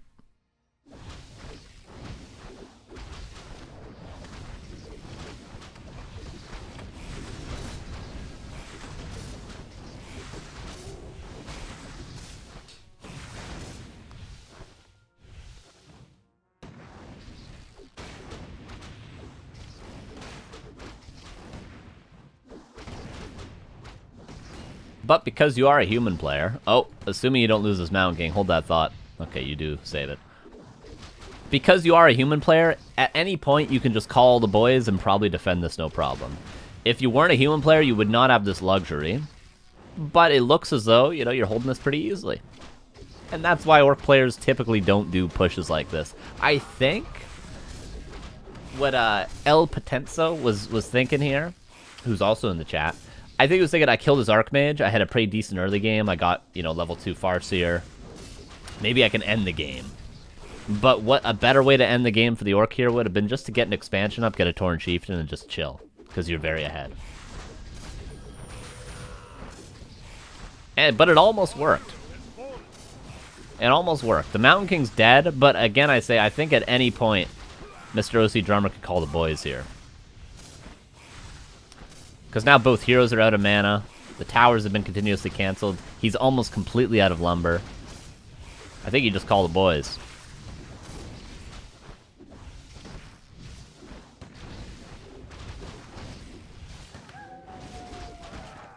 And by call the boys, I mean all of them. I mean all of them.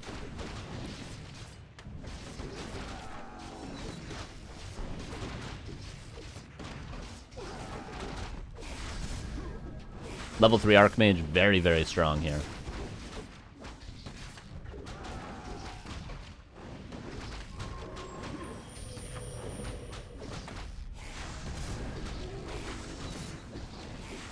And this is going to be defended eventually, but not without a lot of losses that could have been avoided had the initial defense. You remember when he had 5 footmen down here without defend. Had the initial defense been a little bit more patient. Wait. Research, defend, get the 5 footmen down here, call militia at the top, wait for your Mountain King to come out, and attack in with everything at the same time. Don't sort of poke in and try to cancel the towers and get out. Just go all in, all at one time. A little bit more patient, and all of this could have been avoided.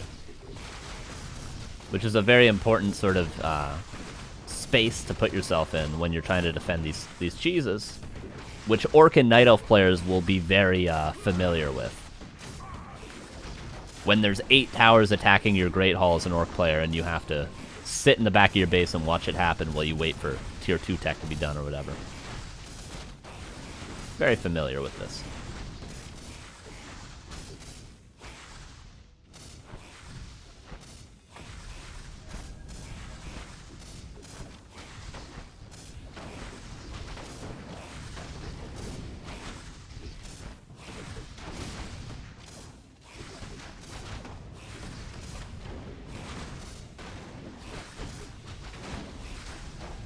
Open with Paladin rifles and nothing will ever happen. That's a very interesting point, actually, Tactical Warden, because there are these builds that are like cheese-proof builds, which is why people really like using them. Paladin rifles is one of them. You can't get cheese like this if you play Pally rifles. Right? And it's very simple. It simplifies the game for you. Farseer Headhunter is another cheese-proof build. You can't get Firelord Tower Rushed when you play Farseer Headhunters. You can't get Lich Tower Rushed when you play Farseer Headhunters. right? So cheese-proof builds are a very comfortable thing to play, which is why they're always preferred, and Farseer Headrunners happens to be one of them that is actually really good in top level as well. Hey, Miffy Mabu with the Prime. First time Prime, appreciate that, thank you very much. No, I don't think Pally Rifles is a noob strat. If you watched Che Miko recently, 2-0 Focus and Lin with it. It's pretty strong. Pretty strong.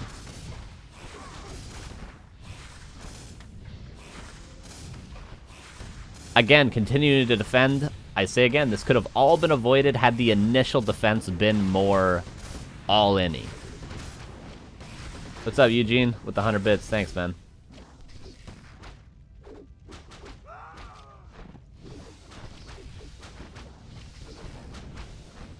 Paladin only works as versus Undead as first hero. Che Miko would beg to differ.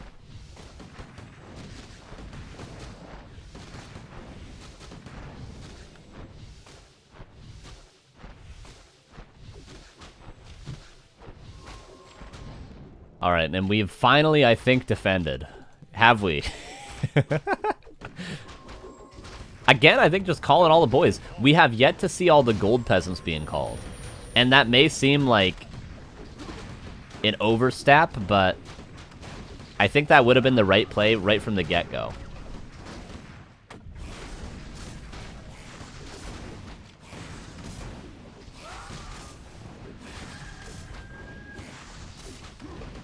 Level 3 MK, though.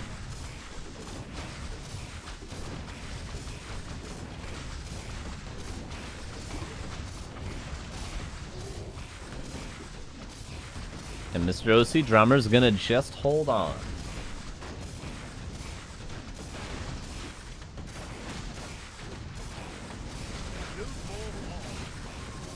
And priests are so good in this position, man. This is another reason why human is difficult to do these sort of builds against, because priests, if you just send one priest in the back, your Mountain King's gonna be full health in no time.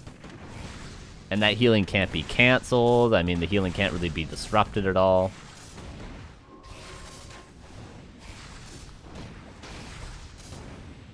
And one thing OCdrummer's been doing very well is he's always been making sure to cancel these towers, which is very important. Had he not canceled these towers and they were like reinforced defense towers eventually, because of course if he hadn't canceled the towers there would have been more lumber on the orc, so the orc would have been able to get reinforced defenses, whereas he never got it, even though maybe he could have. You would have had to just power build a blacksmith and then play the long game, right? But because you kept canceling the towers, which is very important, you were able to not have to cower in your base with a workshop in the back. Another thing that you did very well is you macroed. You macroed the whole time. You lost some units, but you continually produced units, which was very well done. And some may say that's kind of all you have to do to hold cheeses is just macro very cleanly. And then if you think about how long his units have to run when they get out of their production buildings, right? Ooh. And how long your units have to run, they just pop out and they're with your army. If you macro cleanly against cheeses, eventually your army is just going to be better. So yeah, that's another thing you did very well. You macroed very cleanly. Now you're immediately creeping a big camp after you hold, which I think is definitely the right choice. And you know in this position that your opponent has a Shadowhunter second, which isn't going to scale into the late game. Like, what's he going to do with a Shadowhunter? He's going to do nothing. So yeah, creeping here is totally fine. I think an expansion here would be totally justified. You can now start to get some breakers. Okay, nicely done. You can start to get some breakers off the 2 sanctums that you produced earlier. Yeah, pretty well done. Pretty well done. But again, I would just say the whole headache of defending this tower rush could have really easily been avoided had you just consolidated a bit more initially.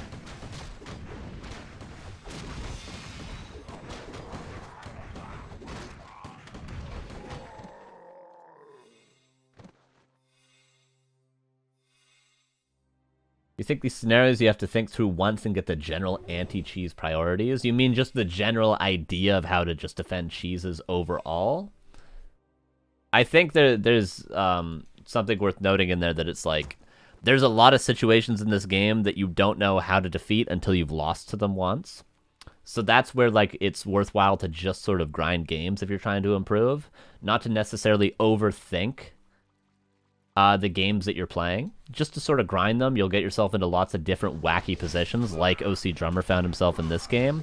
And once you see it once, you're not going to lose to it the second time, right? So I think there's something worth noting that's like, if you're trying to improve and you're losing to wacky strats, just know eventually you're going to see them and you're going to know immediately what to do after the amount of repetition that you need.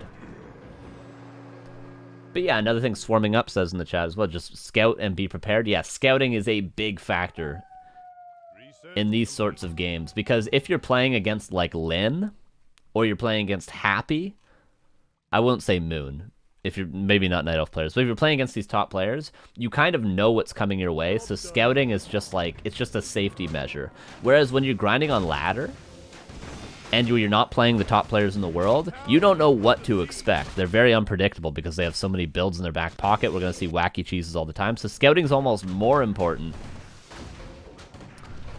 than if you were to play Lynn. Although, of course, I realize you're scouting for different reasons at a top level than you are at, you know, the lower levels.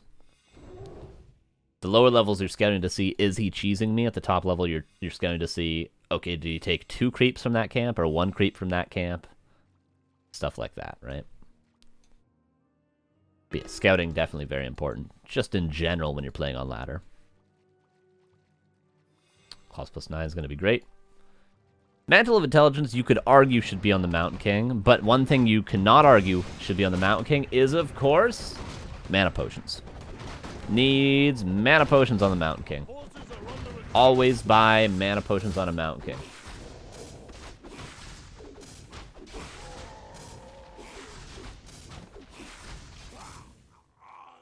ABMP. Always buy mana potions. ABMP OM on Mountain King. There we go. Somebody coin it. Job's done.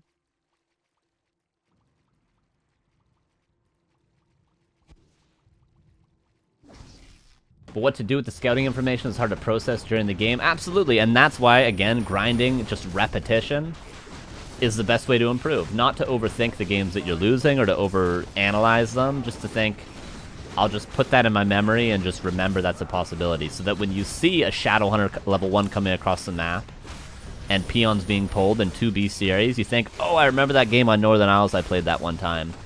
What could I have improved on in that game? Oh yeah, I consolidate my forces and attack with everything at the same time and not sort of half commit to these fights.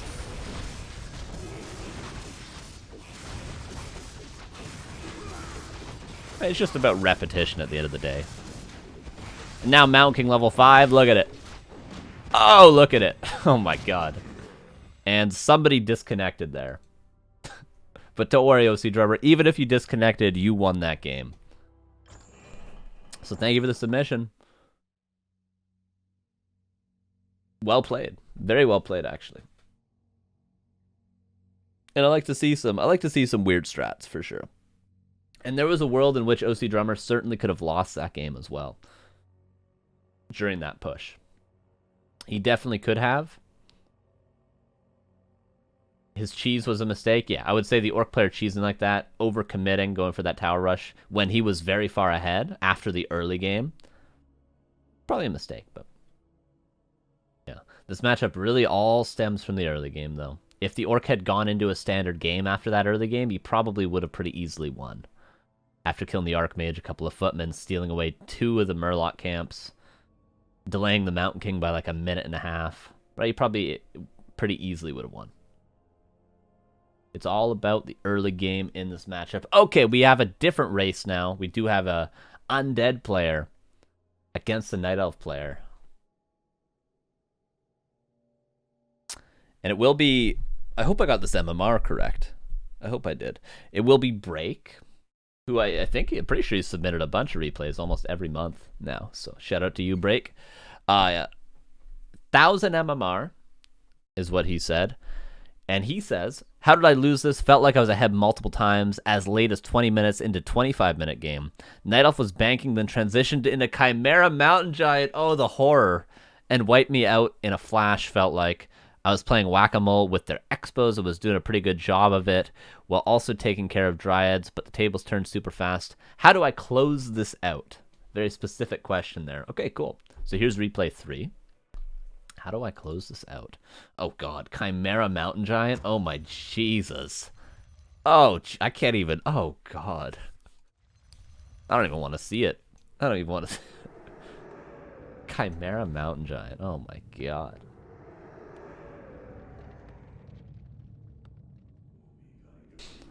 All right, there's already a mistake. What's the mistake, guys? What's the mistake? And again, one of those mistakes that somebody might argue. If Happy's in my chat, he might argue with me and say, nope. Entei was in the chat earlier, maybe he'd argue this, but I believe, especially on Turtle Rock, this is a mistake.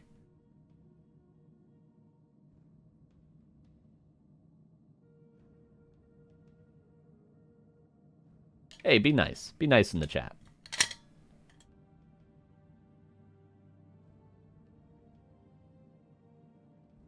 Well, the SimCity, I don't know. I think the SimCity is not too bad. I mean, if this zig, imagine a world in which this zig was right here. Now, what does a forward zig do? Well, it can be turned into a Nerubian. Why would you put the Nerubian forward? So that if your zig's here, there's no way a Keeper, a Warden, a Demon Hunter can get past it without getting slowed. Same with units. That's why you might put a zig in the front. But in this case, if the zig was over a little bit, sure, it would be better positioned. More importantly, he's going for Ted Fiends. He's going for Ted Fiends. And he's going for Ted Fiends against Night Elf, which is certainly viable in some matchups, right? Or on some maps, rather. Typically, though, like if you watch Happy vs. Foggy, Happy almost always goes Ghouls nowadays. So just overall, I would say Ghouls is a better build, but specifically on Turtle Rock, why specifically on Turtle Rock are Ghouls better than Ted Fiends? Does anyone know? Can anyone tell me? Why on Turtle Rock specifically would I definitely recommend Ghouls here? Creeping, yes, but why creeping? Yes, exactly, OMG. Critters. There's no critters. I'll show you. There's no critters. There's no critters anywhere. Where are the critters? Where are the critters? There's no critters. There's no critters on this map. So when you go for Ted Fiends, where are the critters? Where are the critters? They're nowhere. There are no critters. When you go for Ted Fiends, it relies on you killing a critter with your Scout Acolyte, and then getting skeletons immediately, and then you're able to creep. Whereas with Ghouls, you can just pull 3 Ghouls initially and start creeping. So it's very difficult to creep with Ted Fiends on Turtle Rock. Not impossible, but much easier with Ghouls.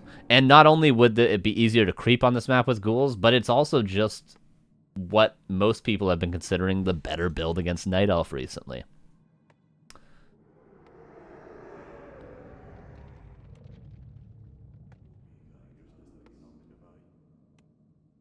Why is TR still in the map pool is a better question. It's not in all tournaments in the map pool. It's just in some tournaments, and it's still on ladder, of course, right?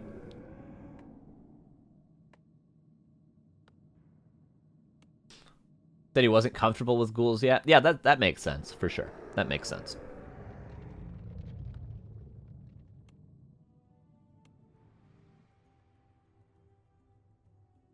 He wants to go fast DK to harass Wisps, probably? Yeah, that would probably be the best build if he's going for Ted Fiends. And he's got a Scout Acolyte, so maybe that would be the best play, seeing as though he's already gone for Ted Fiends. But we'll see what he does.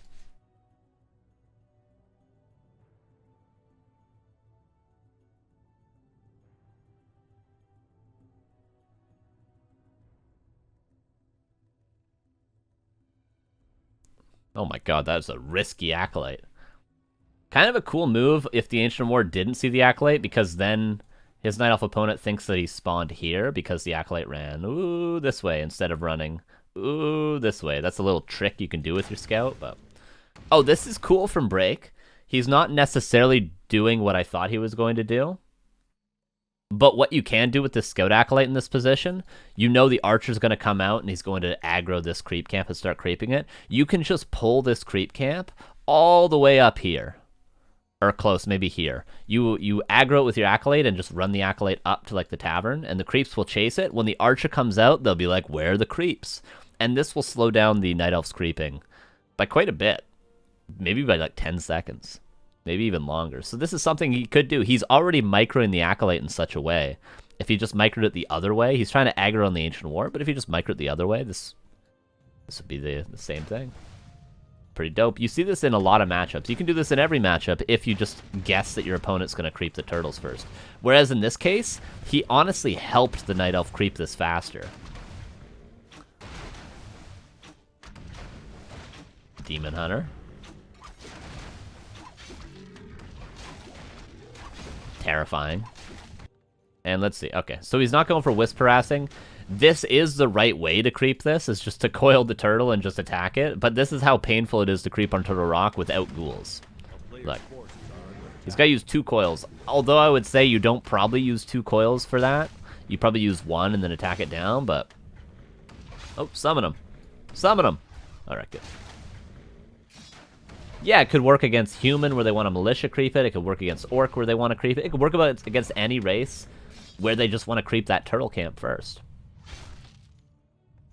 Just particularly good here because of how Ancient War creeping works. That you pull it with your archer first, right? And then uproot the Ancient War.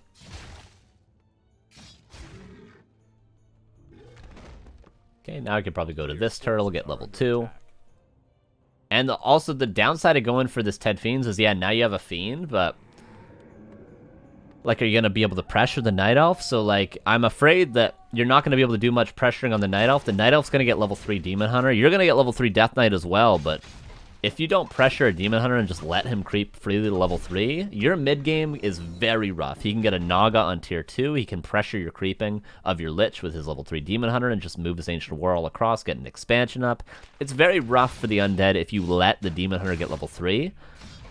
But when you go for the Ted Fiends build order like he has, Break, you're kind of letting the Demon Hunter get level 3. In what situation would this build order be better? If there was a Keeper. Because you have a quicker tier 3 tech. Because you have 3 ghouls on lumber the entire time. Whereas with ghouls, you might be pulling these bad boys with a ghoul opener. But of course, if you're against a Keeper and you want earlier tier 3 for earlier destroyers for an earlier timing on the Keeper's expansion, it's good, but only at the top level can you kind of guarantee that your opponent's going to go Keeper or not, right? Hey, Peanut Butter Pancakes gifted a tier 1 sub to Dumbala. Appreciate that. 19 subs. And Armin VB with the host of 54. How's it going, bud? Congrats on the improvement. I saw your tweet, man. I'm glad to hear it, dude. Glad to hear it.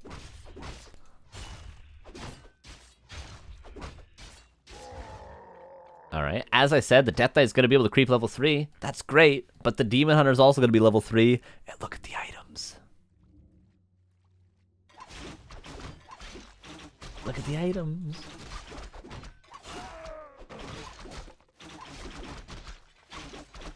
I swear to God, if he gets another clause, we'll just leave the game. Alright, Glaze of Haste.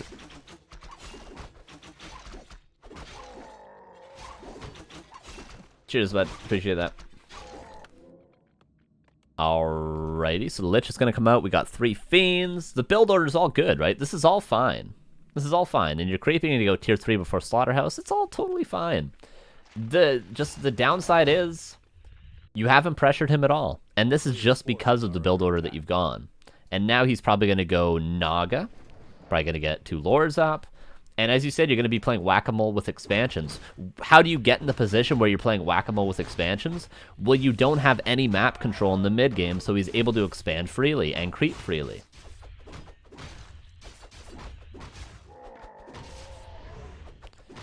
This is kind of nitpicky, but a little optimization. You could have kept those Fiends low health until you got level 3 and then coiled them. A little nitpicky.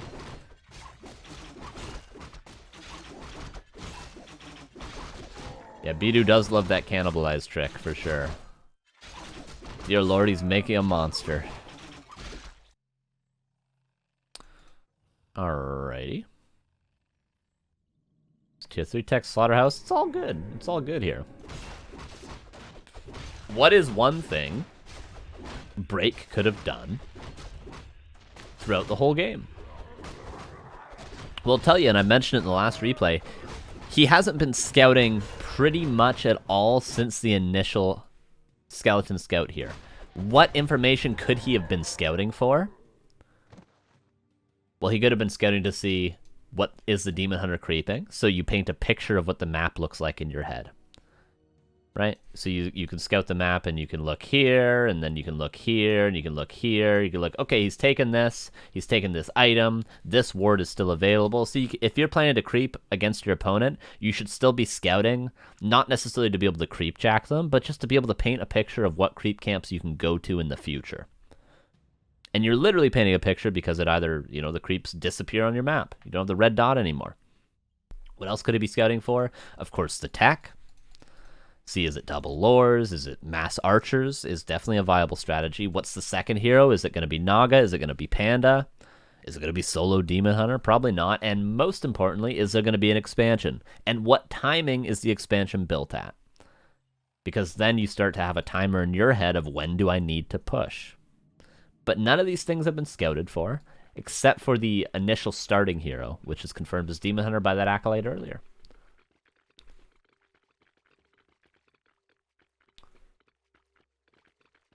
And the scouting could be done because you have 3 charges on a Rod of Necromancy. You had corpses here. You could have, what should you have scouted? Well, since it's nighttime, you could send 1 skelly to the main base, see the tech. I would see, oh, he's tier 2 tech, so maybe he invested in expansion because he's not going tier 3 yet. If the Night Elf is playing 1 base, typically they'll just go tier 3 right away. But if they're playing expansion, typically they'll stay on tier 2 for quite a while. So I would be scouting the base and see, oh, double lore, shop, tier 2 tech. He's probably got an expansion coming up, which indeed this Night Elf does. So that one skeleton in the main base confirms that. The other skeleton can scout this, and then this, and then this, and then what do you know? He's got an expansion coming up. What does that mean for me? Well, it means once I get tier 3, I'm going to get a Lich I'm going to get Orb for my Lich. I'm going to get 2 statues, maybe Destroyer form after the first one. I'm going to get a 3rd hero, possibly a Tinker, I think might be the best choice, seeing as though he's going to have lots of Dryads. And I'm going to push his expansion. What's another option? When I get tier 3, I'm going to counter expand, which is something Happy does quite often. You have 2 options, but you need to scout to get this information to be able to react accordingly, because right now you're just kind of flying blind. With no plan in mind, you're like, oh, maybe I'll start creeping again. Maybe I'll push his base with 3 fiends and no mana, right? Not exactly sure on what to do here. And 2 skeletons could have changed this entirely.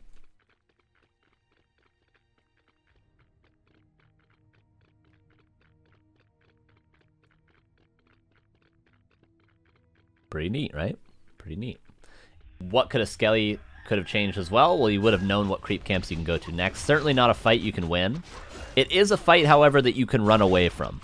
You lost 1 fiend, that's alright. Okay, now you can't really run away from it.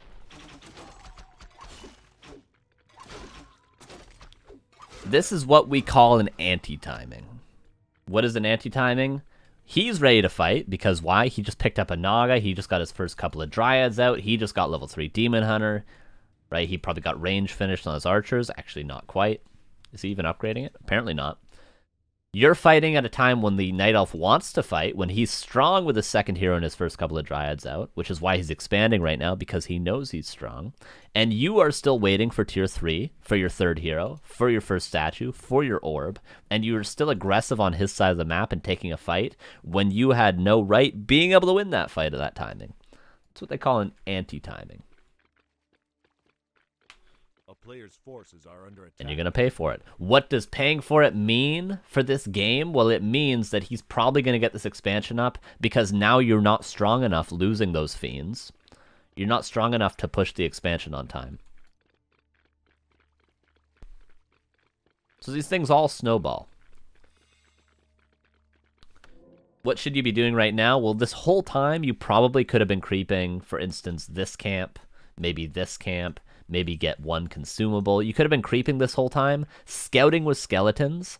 Well, power creeping, your Lich could have been level 3 by now. Power creeping, waiting for tier 3, waiting for the Destroyer form to be finished, and then as soon as this expansion gets up, which notice how it lines up with your Destroyer form, will be finished around the time this gold mine's entangled, then you go for 1 big push. But until you go for this push, you should be power creeping, you should be trying to get a strong army ready to go.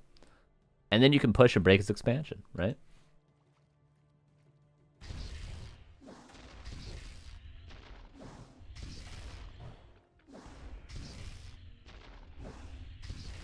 But you do seem kind of just confused as to what to do. Do I push? Do I creep? Do I go for his expansion? But you don't even know there's an expansion, right? And this is all because of lack of scouting, and you know, maybe you're a little bit afraid of getting creep jacked, I would say. You also don't have orb yet, which you should have gotten for sure. A player's forces are under attack. But now it starts to get very rough because you're in a position, okay, now you're creeping, but you could have done this much earlier. It starts to get very rough because now you're not in a position to be able to break this expansion. So now, even if the Night Elf doesn't even micro well in the fight, if he starts to lose heroes, if he loses units unnecessarily, if he doesn't creep anymore, he's still going to be on 2 bases for a long time, and you're not going to be able to break his second base. Which is why you mentioned in the notes he gets up to Chimera Mountain Giant. How does he do that? Because this expansion has gone unpressured, and you're not able to hit a timing to pressure the expansion. And Undead is all about, if you play it on 1 base, it's all about timings. Knowing when you're strong, knowing when you can push, knowing when you can do damage, and knowing when you have to creep. On 2 base, Undead becomes a little bit different if you have an expansion yourself. It becomes a little bit different, but on 1 base, especially if you're playing Ted Fiends, like Happy, plays 1 base, Ted Fiends very often, except in this matchup. It's all about the timings.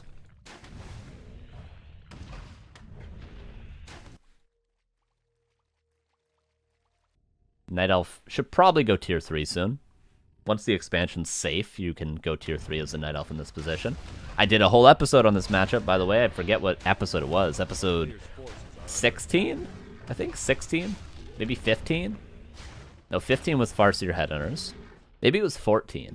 Episode 14. I did a whole episode on this matchup, on Undead against Night Elf, from the Night Elf's perspective.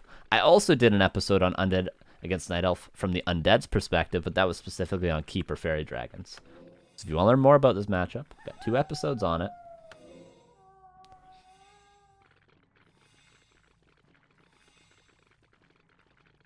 Now, a lot of gold is being banked, which isn't necessarily actually the end of the world for either player, although the Night Elf is above 50. But say, I said you have 2 options earlier. You can hit a timing against this expansion, which I'm assuming you know about by now, even though you haven't scouted it. Let's just say you have. So then we can make more assumptions on what you should do next. Let's say you improved the scouting from the early game, you know about his expansion, you decided to not hit a timing on it because you lost 2 Fiends in the mid-game. Well, you of course could have counter-expanded. In which case, counter-expanding, you have a couple of towers. He cannot break towers with only Dryads if you have like 3 towers at your expansion. You know, you could have just counter-expanded. That would have been a totally viable option, and then banking 2,000 gold wouldn't have actually been the end of the world, and then you just break up to 90, 100 supply if you wanted. So the banking's not a terrible error, but of course the fact that you're on 1 base and banking, and he has an expansion, is going to end up being a terrible error.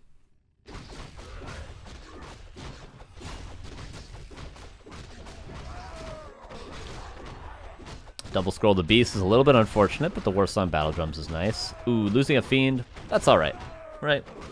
It's important to not focus on those sorts of mistakes, right?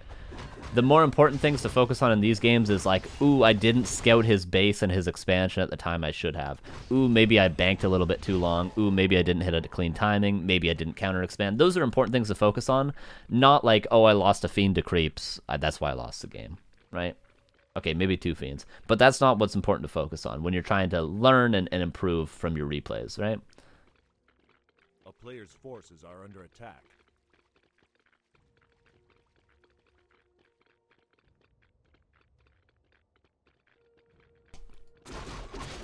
At this point, though, I will say, the Night Elf has had this expansion up for just too long. In a normal game. In a normal game, the Night Elf will have 2 Ancient Winds in their base. They'll have tier 3. They'll have double orb. They'll have Master Bears. And they'll have 3/3 upgrades. In like a top level game. That's what the Night Elf would have by now. If you let them mine the 2,000 gold that Santi has mined, they're going to have 80 supply 3/3 bears with double orb. There's no 2 ways around it. So at this point, generally, you would have lost if you let him mine off this expansion and you ran around and crept yourself. But in this case, you're both kind of banking a little bit, so maybe you could even win a fight. Although you're down by like 14 supply, maybe with some good hero nukes or something like that, you might be able to win the fight. Who knows? Let's see.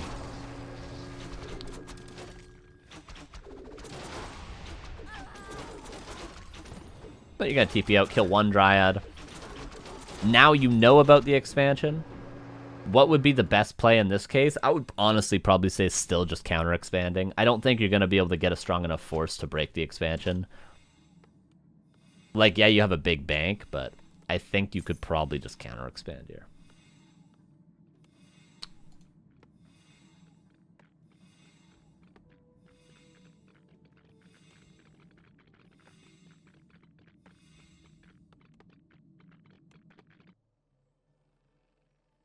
The Night Elf is tier 3 is quite late, I will say.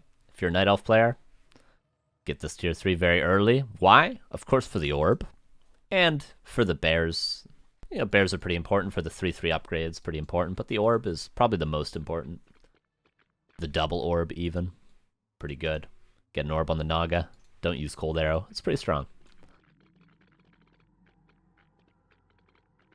What is one addition to this army that would be great once Break decides to break Upkeep would be Disease Cloud and Abomination. If he already had Disease Cloud upgraded right now, then once he breaks Upkeep, he would immediately have Abominations with Disease Cloud. That would be a great addition. I can only assume that Break is going to try to get up to 70 supply with the bank and then do one big push to this expansion. Oh no, okay, he's counter-expanding. Yeah, meat wagons would be great as well, for sure. Meat wagons, the issue with them are they're a little bit tricky to control. Because if you think like this part of his army is in control group 1, and then the statues are in control group 2, you kind of need to put the wagons in control group 3, or else they're kind of not moving optimally. And sometimes for some people, using 3 control groups is a little bit tricky. Especially undead players aren't always used to using 3 control groups. Because they just have Fiend, Statue, Abomination, Destroyer, which can be used in 2 control groups. I think even Happy only uses 2 control groups for those.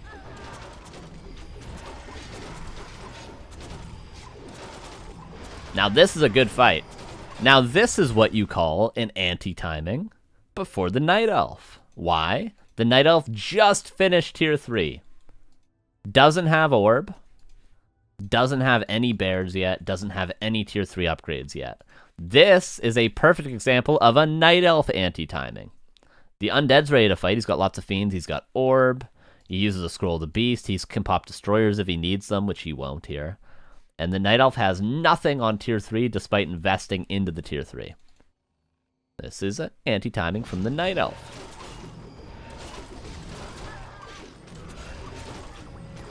Now we've seen an example from both sides.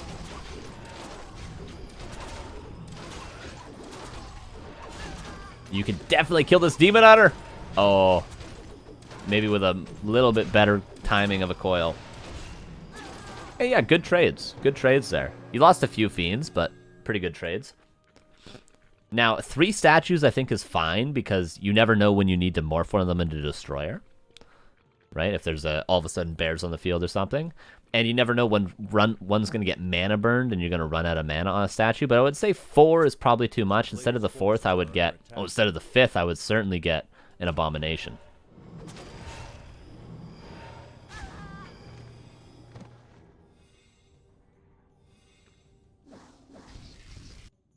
Now you got this up, but you're forgetting a little bit. Not the end of the world. What can you do when your expansion gets up? You could probably get either a second crypt or a second slaughterhouse to start to macro up a bit more.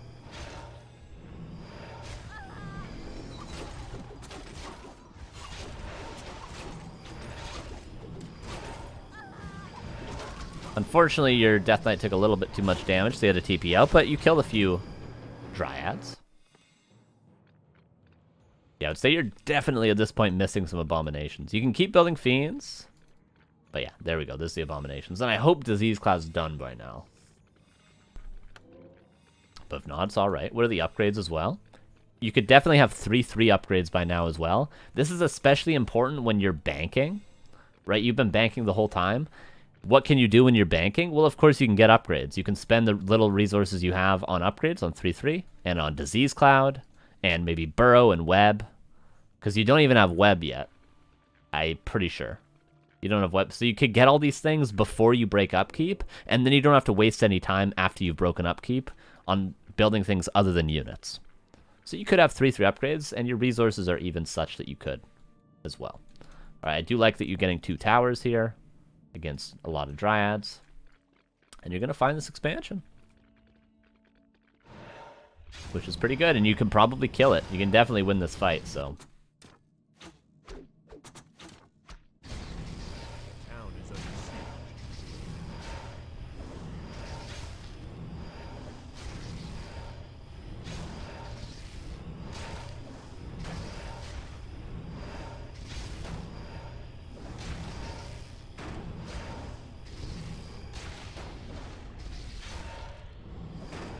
You kill this. You could probably got a TP immediately. That would be the best play here after you kill it. Nova those wisps and TP. Nova them! Nova them! The reason why you want to Nova them is you don't want to allow them to re-expand after that, but he deados them anyway. Nice coil Nova. Yeah, this is a good fight. Yeah, he had double TP on his DK. He's got the gold for it. And he used one anyway. It's good. You just kill all the Dryads. Right, I would say again, priority, get those 2 Ziggurats up. They're very important. Get a Nerubian and a Spirit Tower. And then it's going to be very tricky for him to do what he just did with the small army that he has. Again, showcasing the importance of scouting, he got 2 Chimera Roosts up. And he's got 3,000 gold to go into Chimeras. Showing the importance of scouting. Most of the time, if you see your opponent has been tier 3 for a while... We know because he has an orb. And you see that he had a lot of Dryads, but as he lost them, he wasn't reproducing any Dryads. You can assume, okay, he's either going to have bears soon or he's doing some trickery. What is trickery? Well, maybe he's getting upgrades for Mountain Giants. Maybe he's putting up 2 Chimera Roosts. If you don't see your opponent producing units, but you know he has economy, something's going on. When you think something's going on, you might not know exactly what that something is, but it's just worth scouting. Get a Shade, send a Skeleton, send a Ghoul even to his main base. Because this is very suspicious. He's been on 2 bases the whole game, and he's only got 3 Dryads. Bit of a mistake, not the end of the world. You know something's going on. He's only got a Demon Hunter. You must. Whether that something is he's forgotten 10 bears in his base that were misrallied, or he's put up 2 Chimera Roosts and he transitioned into Mountain Giants, something's going on when he doesn't build any units. Yeah, statues aren't healing. We can talk about this. Talk about this, sure. Statues should not be hotkeyed with your Fiends and your Death Knight and your Lich. They should be in a separate hotkey. Why? Because if statues are right-clicked on units... If I right-click on this Demon Hunter with my whole army that's in Control Group 1, the statues will actually attack that. What do statues not do when they're attacking? Well, they don't use their auto-cast heal or mana ability. How do you make them use that auto-cast heal or mana ability? Well, you just attack ground. You control, you click on them, and you attack on the ground. You attack move. Then they will heal and give you mana the whole time. So that's why you put your Fiends, your Death Knight, your Abomination, your Destroyers even in one group to right-click on the units. And then your statues in a second group to attack on the ground so they heal. That's why. And in this case, I'm pretty sure Break has everything in one group. 1, 2, 3, 4, 5, 6, 7, 8, 9, 10, 11... I miscounted 12. He's probably got everything in one group and then a couple of units outside of the group. Right, just make sure you can hotkey however you want. Just make sure your statues are in a group by themselves or in a group with just the destroyers. Back to the point of something's going on. Oh, there's Mountain Giants. Something's going on. How do we counter Mountain Giants? With Abominations, of course. Again, maybe 2 Slaughterhouse could come up. We don't know about the Chimeras yet. How do we counter Chimeras? We just get Web on our Fiends if we don't already have it.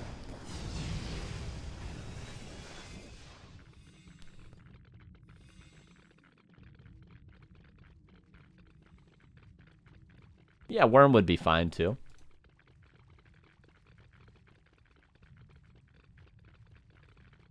Yeah, and definitely don't underestimate how important it actually is, oh Jesus, to have your statues healing the entire fight. It's a very big deal. This Death Knight would have probably been like 800, 900 health had this statue been healing the entire time right here.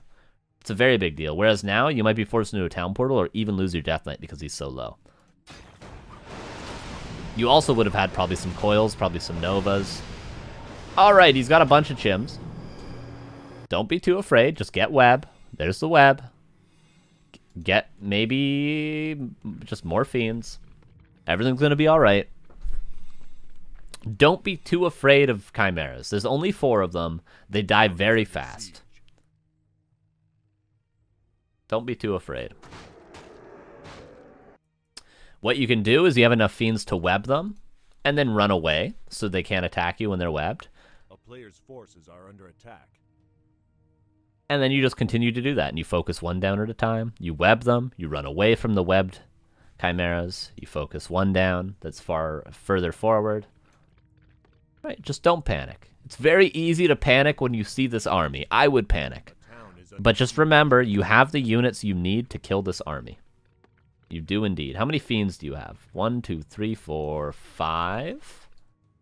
You have 5 fiends? You're getting you're getting guards. Not the worst idea. But of course his heroes are kind of going to one-shot your guards. Does he have a second crypt? Oh, he does have a second crypt at the expo. Good, good, good. Good eye. But I mean, fiends are just fine here. Fiends are fine. Fiends, abominations, but you of course can't bring the abominations until you kill the chimeras. See, what we're seeing here is panic. We're seeing blind panic.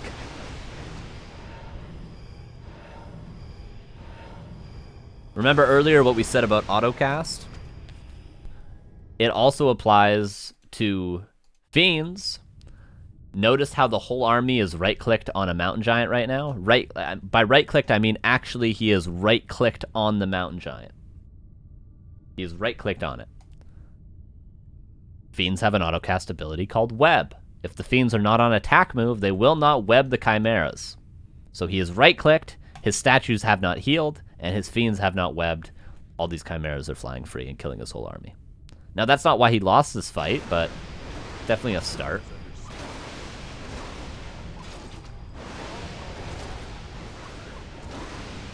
And we're just panic a little bit. Although this is a very, I'll admit, a tricky army to defeat, we had the means to defeat it. We had the means to defeat it. But let's say, like, alright, I don't want to let it get to this point. It all starts with this expansion at, like, the 8-minute mark. It all starts with this expansion. How was he able to get this expansion up? Our scouting was a bit off in the late, early game. And we took a bad fight here at an anti-timing where we lost 2 fiends. And then we didn't prioritize getting our orb, getting a 3rd hero, getting destroyer form, and pushing his expansion. So we let him mine off this. We let him mine 6,000 gold. Okay, 5,920 gold off of this expansion. And that was enough for him to get up to 80 supply Mountain Giant Chimera, despite us having our expansion, but we only mined about half of that.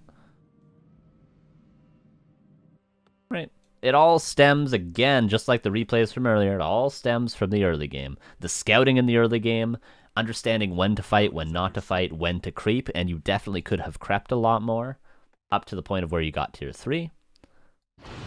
And it never would have gotten to this point. When it did get to this point, I still thought you had a chance to win the fight, but it's much trickier than it would have otherwise been.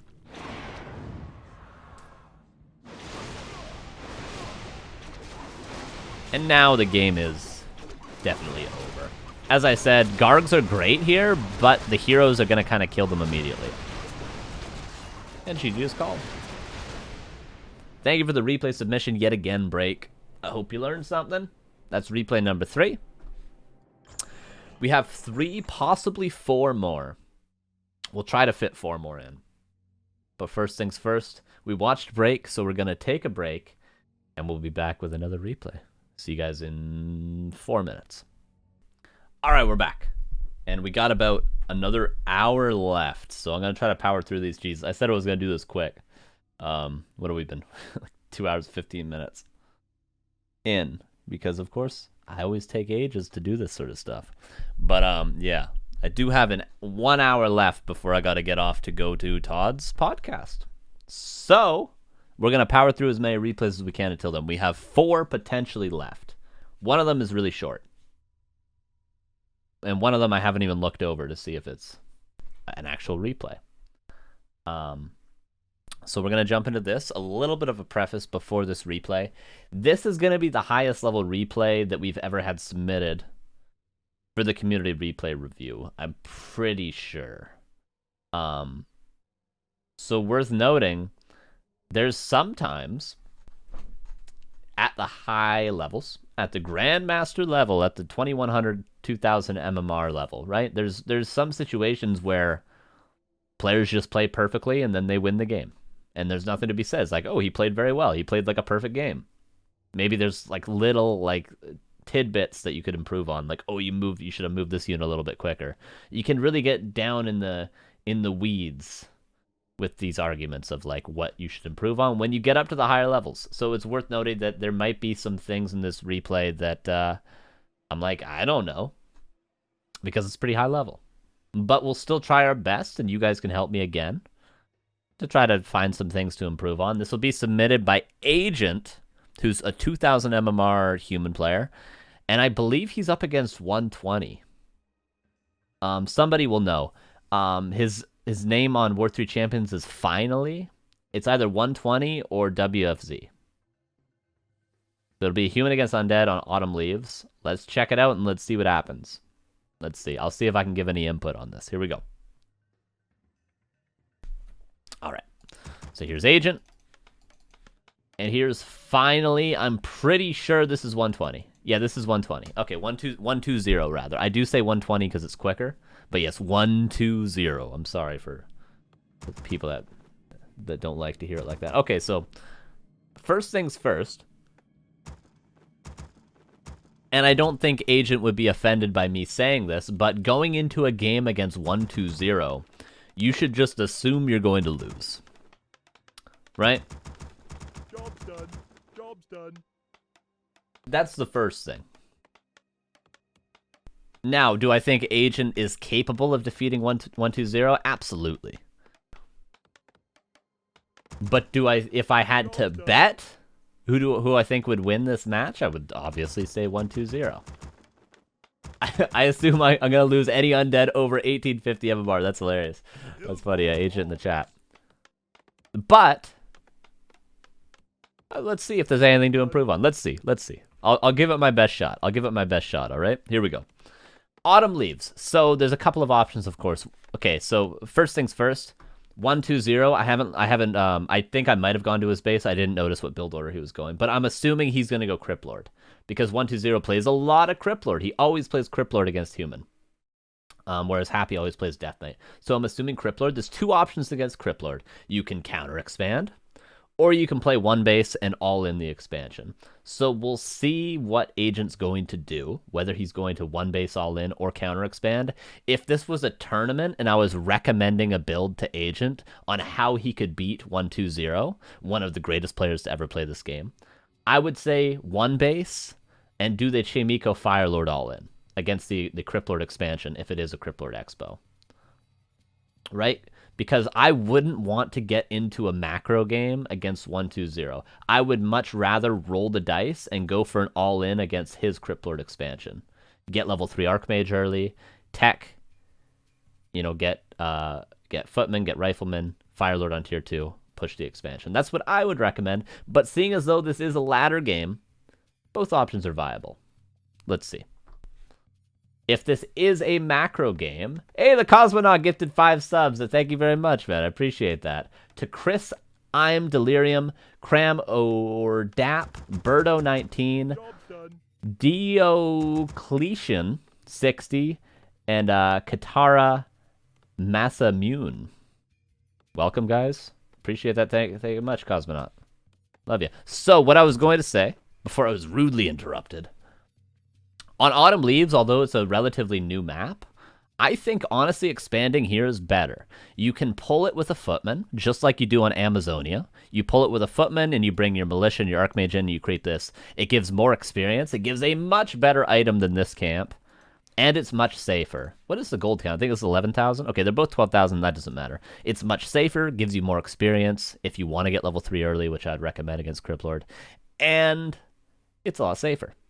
So I think this expansion is something that human players do not prioritize enough.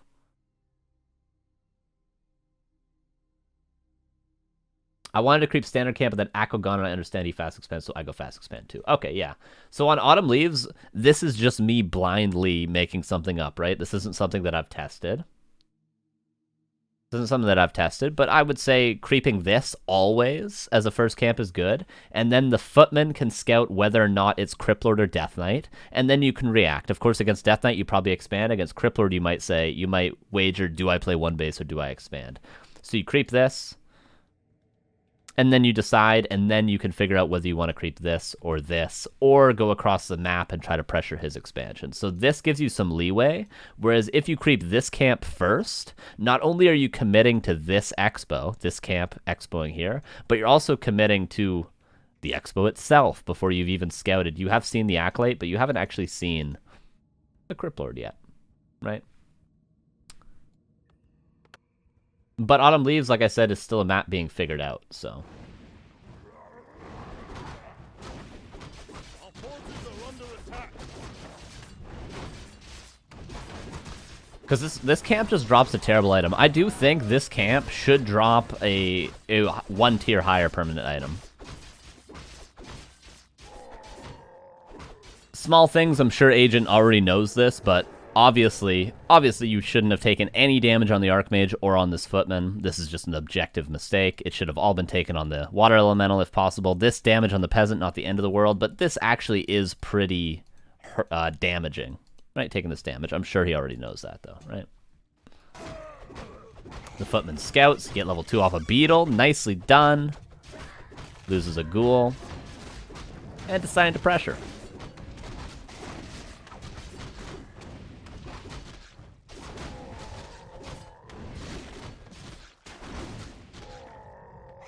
Not able to get any last hits, that's alright.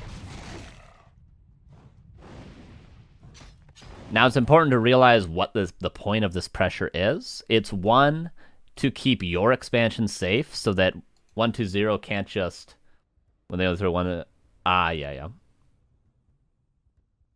Yeah, so it's alright, yeah. Like I said, I'm sure you already know that was a mistake anyway.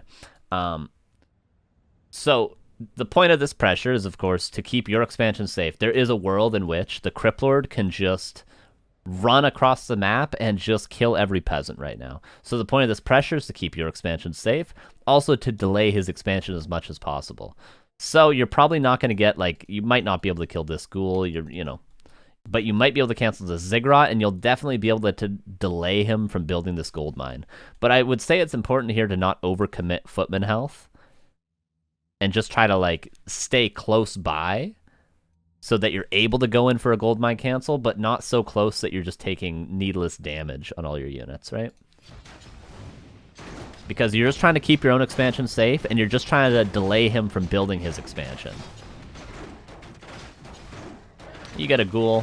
You're going to lose 2 Footmen for that Ziggurat, though. So 2 Ghouls have died, and you've lost 2 Footmen.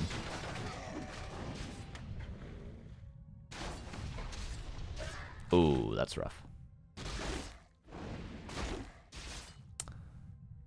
And yes, you delayed his expansion, and you successfully got at least your Arcane Tower up. I would say you could have probably done all this without overcommitting the 2 Footmen and getting the Impale Surround there. But still, I mean, this isn't all bad. You've traded evenly. You've canceled some Ziggurats. But it does feel very all-in-y, right? Upgrade complete. See, you just as easily, oops. You just as easily could have waited. Yes, he would have had a Nerubian coming up, and that Nerubian would have eventually gotten up, but it wouldn't have been up yet. You just as easily could have waited for him to build this and then done what you did right now, only you would have still had the town portal, and you would have still had those 2 footmen that you lost earlier. And then you just run in, you cancel it with the water elemental, you run out, you play it safe, you do it again. And yeah, you might get slowed by the Nerubian and, you know, get surrounded or lose a footman or something to the Nerubian, but you'll still be delaying this gold mine without committing too much for delaying the gold mine. This is something Orc does all the time against Cryptlord as well. Something that I actually have a little bit of experience in.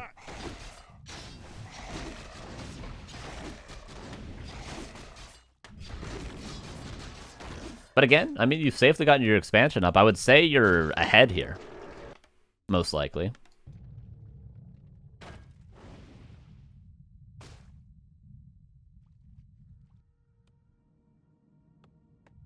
Like, what's his lumber at? Okay, his lumber's still really good, but I'd say you're ahead.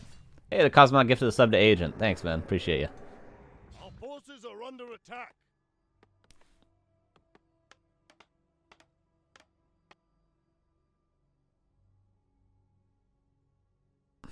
Yeah, I'd say you're still ahead here. Like, there are some things maybe you overcommitted a bit on that harass, but I'd say you've still dealt more damage than you took. Right? So let's say all in all, it's all right. Your shop's up on time. You got boots. I'd say staff is more common than boots, right? 2K Mars GM. Yeah, this would be GM for sure.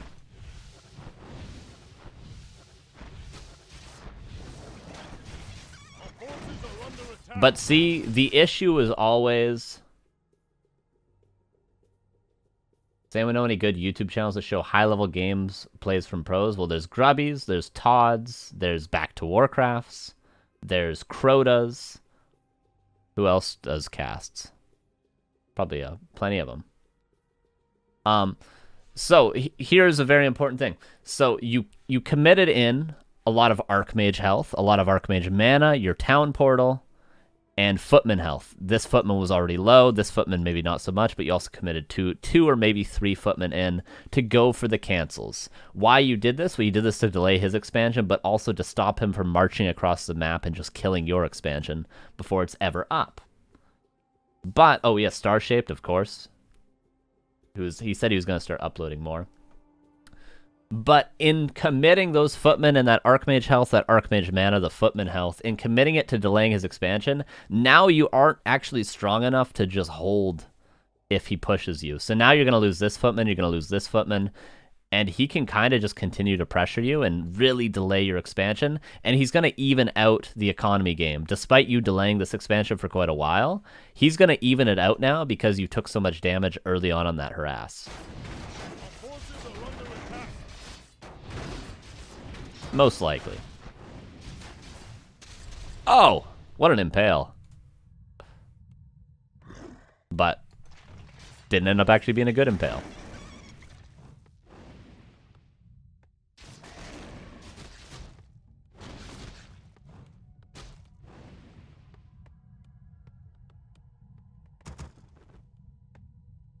I guess after all you do defend. That was a nice militia call. And you are teching. Not too bad, then. Again, I say, you're probably in a good position here. Like, is there any dispute in the chat? Is Agent ahead here? I think Agent's ahead here. He got his expo up cleanly. He hasn't lost many peasants, if any at all. He's lost a few footmen. Job's done. Our forces are under attack. Is there any dispute? Job's done. I think he's ahead. Okay, this creep camp's a little ambitious. This is a little ambitious. Tech timing. Here's the tech timing. A little bit ahead in that regard. A little bit ahead in the experience soon, I believe, once he finishes this camp. I think he's ahead. I mean, he's lost a lot of footmen, though. He has. Like, there's only 2 footmen here. I believe there's been about 6 footmen lost this game. Dude, how do I zoom out again, by the way? Is there a hotkey to zoom out again? Keep doing that. Yeah, I would say this is definitely an overcommitment. What would have been a better creep camp? Most likely just this creep camp. Probably would have been better. This one, and then maybe this one. That would have been level 3 Archmage. I understand the thought process of trying to steal this away, because obviously the Crypt Lord's going to have map control at this stage, so you know he could just run across and creep both of these, and there's nothing you could do about it to stop it. So I understand the idea. Does F5 work? F5 doesn't work in replays, unfortunately. So I understand the idea of trying to take that away before the Crypt Lord can just run across and steal it, but because there's so many footman losses, it does make that quite difficult. Okay, lumber mill up. Blacksmith got canceled, but will be rebuilt. Not actually the end of the world to get that blacksmith up so early. Because, of course, at tier 2, I'd imagine you're going to go 2 sanctums and get a tier 3 tech with a Mountain King. Would be my guess. Yeah, 120 probably going to just play standard. Unless he goes for the Infi build, but I imagine he'll just play like 2 Crypt Fiends, Statue Destroyer. Alright, this is interesting. Okay, so of course Mountain King, as we were talking about earlier, in my opinion, Mountain King is objectively better. But the reason why Agent's going for a Panda here, immediately on tier 2, while pulling this lab, is because, again, 55 seconds earlier, he can get an entire Camp Crypt. So his Panda can be level 3, when his Mountain King would be probably level 2. So I think this Panda is a good choice, but only if you are actually able to power creep it to level 3 immediately. If you're not able to get this Panda to level 3... If you're not able to get this Panda to level 3, I think it would just be worse than Mountain King overall. And yeah, Agent says he's going for it for against Gargs, which is interesting. I've never heard that said before. Is there any reason to believe he's going for Gargs? Of course, you haven't scouted his base, which you could say is a mistake. It would be tough. It's been very chaotic to get a scout into his base. But if you were to scout his base, I don't think there's any reason to believe he's going for Gargs. But of course you haven't scouted. But there's no second crypt, even though I think he should have a second crypt, 120. But who knows? Yeah, again, I think if you're able to get Panda 3, then it's better. But if you're not able to get Panda 3, then it's worse.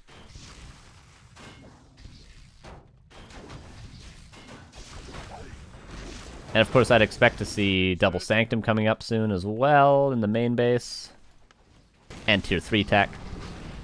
Okay, you did get that item, and you did get the experience.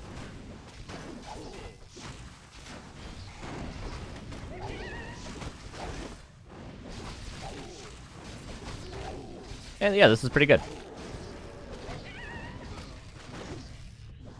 And now you see a Fiend, but of course you've already gotten the Panda, so it's alright. Oh, that hurts.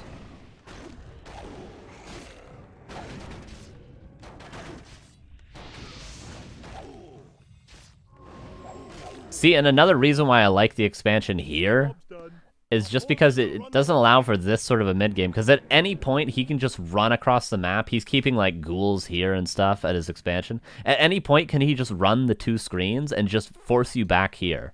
So you're not able to get the time to creep that you would like. Whereas if you're expanded here, yeah, you could be creeping in the middle, but he can't, like, pressure you back to your base as easily. Now I'd like to see probably just take this again. Just go back and take what you can. Creep this, maybe creep this if you can. Try to get Panda 3, if possible. And now he's going for double Slaughterhouse. Yeah, you're probably 2 Sanctums, right? Yep, double Sanctum, tier 3 tech, all standard. Probably Workshop coming up soon as well. As I understand it, the most standard army composition against Cryptlord is 3 Knights, Master Priests, and then after 3 Knights, Breakers, and Flying Machines. That's my understanding of the best army against Cryptlord. Job done. Job done. Oh my god, this is a sick play from 120.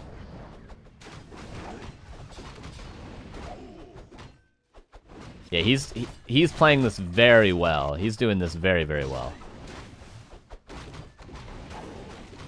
He's creeping with the Crypt Lord. He's gonna get level 4 on the Crypt Lord, and he's forcing you to not creep with the Death Knight. Like that's kind of sick.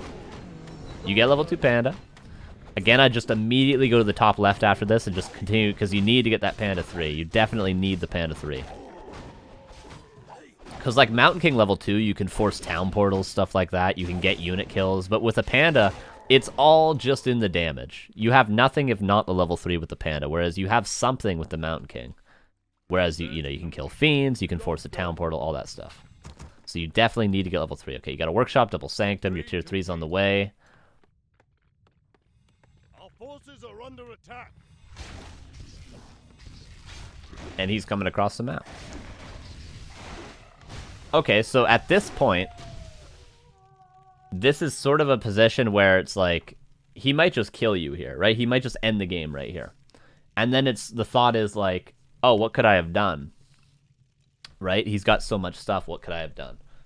Well, we can look back at the game and think, you were very much aggressive in the mid-game with trying to take the creep camps in the middle. There was a reason for this, of course. But in doing this, now you're on Panda 2.3. You've lost a lot of footmen. And your creeping, again, has been very delayed.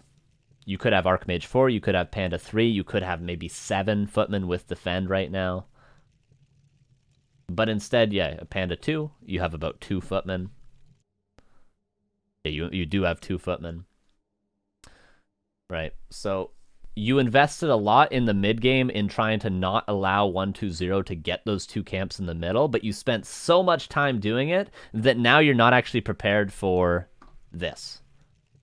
And he's actually just going to run across the map. And yes, you need to wait for tier 3, which is only just now finishing. You need to get your Paladin. Your lumber's a bit low, which should be fixed soon. You need to get your Paladin. You need to get your first Knight.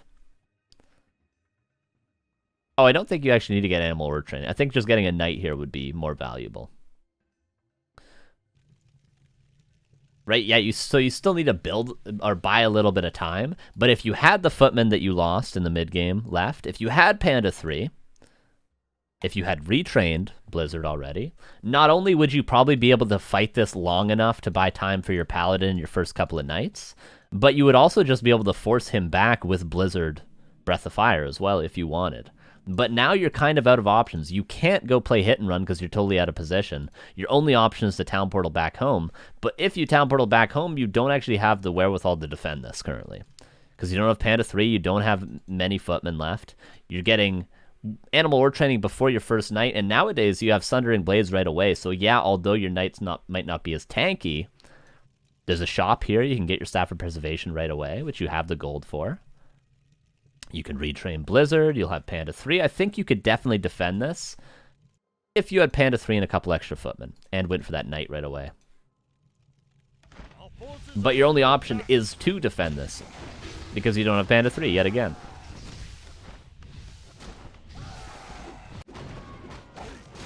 Do you get Panda 3 from this? No, you did not. You don't even get Archmage 4. I don't feel as though, like, of course Archmage 4 is very good against Criplord, of course on your Priest having that aura level 2, and on the Panda 2, but I just don't think you were putting enough emphasis on trying to get Panda 3. Oh, and the Impale's huge.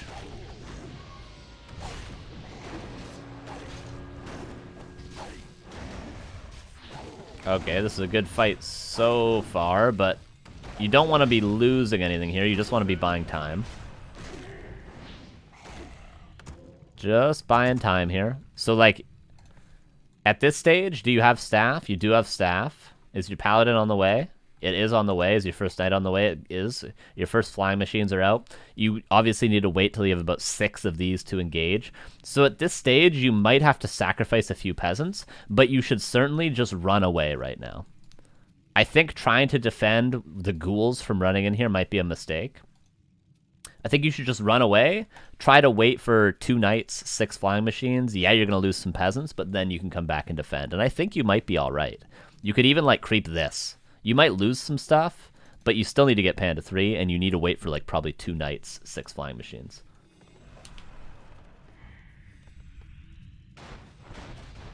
Unfortunately, you're going to lose your shop, so you won't be able to pump a couple of breakers, but you don't even have the gold to do that right now anyway. Yeah, I think patience was important here. Patience was important, but instead you engage back in, and I think you could have held this.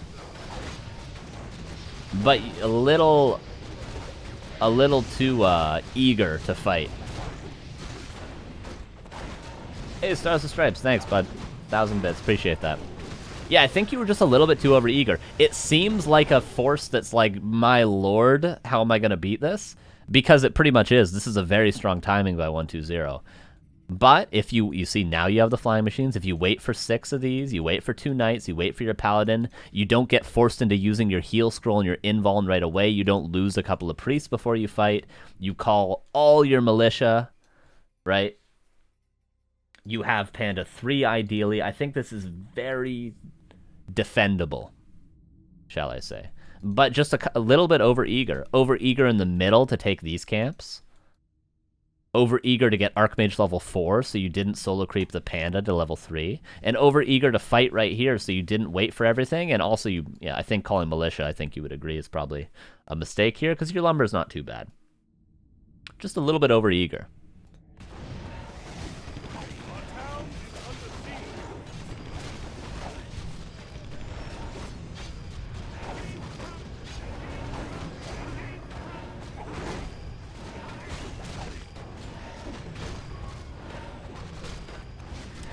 Backing up would have also given you more mana, because you're, of course, out of mana on both your heroes now. You now have a Blizzard, which you use, but you kind of lost too much at this point. The Militia were called.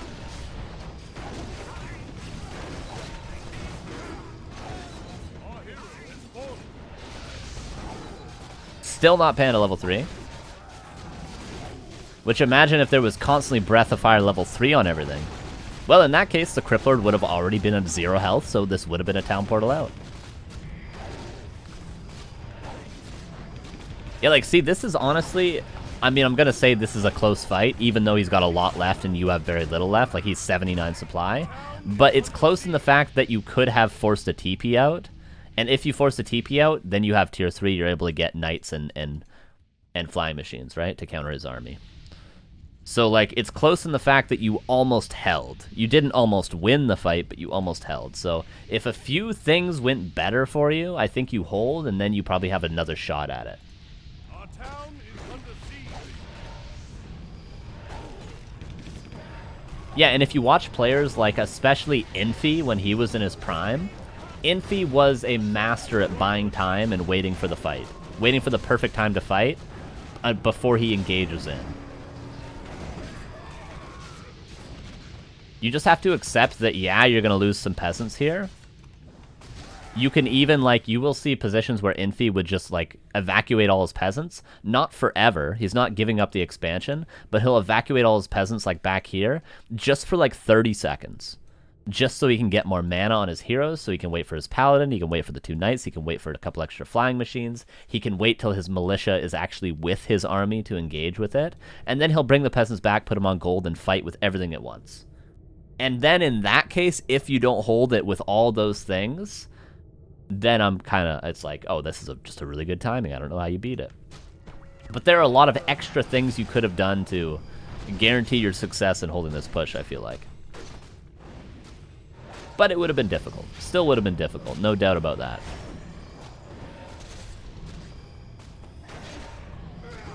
But a nice try. I mean, this is one of the best players of all time, so it's a nice try. Like, there were points in this game in which you were ahead. I don't think you were ever, like, hugely ahead, because your techs were pretty even, your economy was pretty even, right?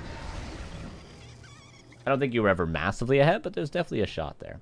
So I hope that helped at least a little bit. Of course, tough to give analysis on that level of games, but hope you learned something. So that was replay 4. Replay 5 will be... How much time do I have?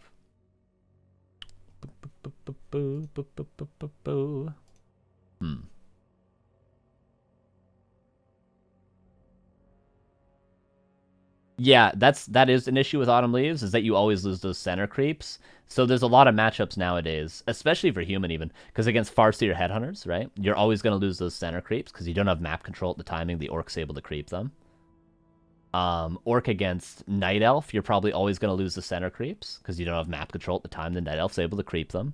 Against Undead, again, you're going to lose the center creeps as human. That's a very strange dynamic on Autumn Leaves because those center creeps are so valuable with experience. It's tough to play around them in matchups where there's like a lopsided power dynamic, lopsided timings of when one player's strong and one player's weak. Right? Orc against Undead. Very common for Orc to lose those camps in the mid game. Right? It's tricky to play around. Hey, Animosity. I hope we can get around to your replay today, although we might not be able to. In which case, it'll be done next month. You got my guarantee there. Because I only got I got like 20 minutes left. I got 20 minutes left. All right, well, let's just jump into this replay right away. This will be CaseyJonesofDoom. It'll be a human against orc on Turtle Rock. And we might zoom through a couple parts. No disrespect to CaseyJonesofDoom, but you know, I might 2x speed a couple of these things. And he says, "Hi Carson, I'm a low-level player. The game had a decent amount of action, and I think there are many things I could improve upon. I'm hoping you could review it. I ended up winning, but it was back and forth. No worries if you were overloaded with other replays. I'm trying to get better." Well, I'm not overloaded. We will watch it. Here's replay 5.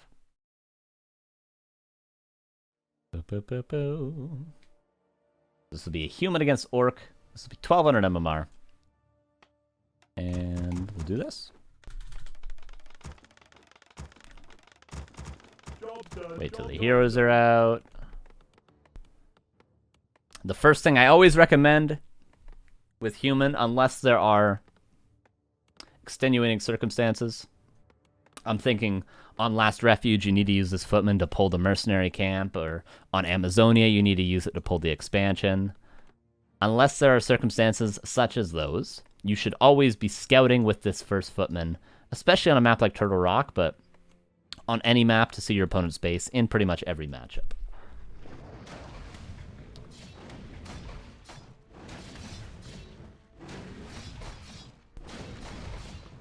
But this is all good. You called 3 militia.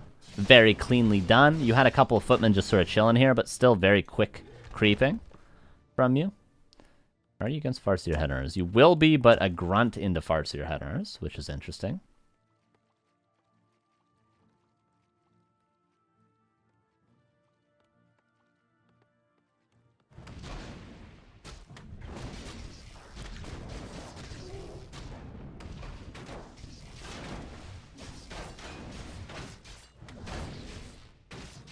And typically, this should be, again, I said in orc against, or human against orc, orc against human, I'm always focusing on the little fine details that seem insignificant, but as we showcased earlier, these can really snowball into big disadvantages in the mid game, and then big disadvantages in the late game, of course. So these small details in the early game can be very important. Now, you're putting a lot of damage on this grunt, which is great, but really, you were given an opportunity to put damage on the Farseer, and when given that opportunity as the human, if you're able to keep your Archmage safe and put damage on his Farseer, you should always do that, because you imagine a world in which this grunt gets really low. Okay, this grunt goes back home and waits to be salved. And then the Farseer keeps harassing you. In a world in which the grunt's full hit points and the Farseer gets really low and has to go back and home and salve, the harass is now over. So damaging this grunt, and most of the time, I'd say 90% of the time, you're not going to get this grunt kill unless this is a massive mistake. Damaging this grunt does not stop this harass. It does not give you the space that you need. Damaging the Farseer, however, does, which is why it's more important to, when given the opportunity, damage this Farseer. And you were given the opportunity here. Still given the opportunity. You see the amount of attacks that could have gone on this Farseer. And now you've traded, let's see. There's 300 health. There's 200 health. Let's say 500. Let's say 100 there. That's being generous. 600 hit points for... Where's the grunt? Where'd the grunt go? Job's done. Work complete. I don't know where the grunt is. Did the grunt die? No way the grunt died. Did the grunt run into creeps? Or am I missing something? Well, let's assume the grunt did not die, because it shouldn't have died. You've now traded 600 hit points for a grunt that is now just going to go back home and get 1 salve on it. And your 600 hit points translates into now I can't creep. Now, if he comes back with this Farseer, he's going to kill all my footmen. You're going to lose this. I need to now power build a shop, and it's probably going to get canceled. Okay, the grunt did die, but I'd call that an error from the orc side of things. So let's assume the grunt did not die with this hypothesis, right? And see, now he's delaying your shop so that you can't actually heal these footmen up. And there's no world in which you can stop him from healing this grunt up because he gets his shop up. He's the one being aggressive. He's the one that can cancel your shop. So this is why taking damage on your footman like this is much worse for you than it is for him to take damage on his grunt. So again, your hit points matter more than the orc's hit points in this matchup as the human. You need to be more conservative with when you fight and when you don't, whereas the orc is happy just to trade 1-for-1 with you.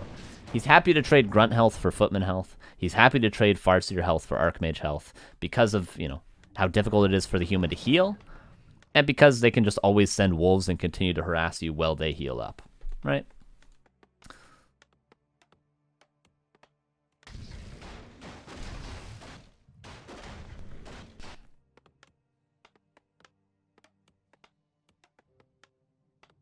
Not bad macro, though. You go immediately back to creeping, and you get level 2, which is, of course, important to get that aura as early as possible. You don't need to get level 3, so to speak, if you're not planning on canceling tier 2 buildings, but you do certainly need to get that level 2 on your archmage.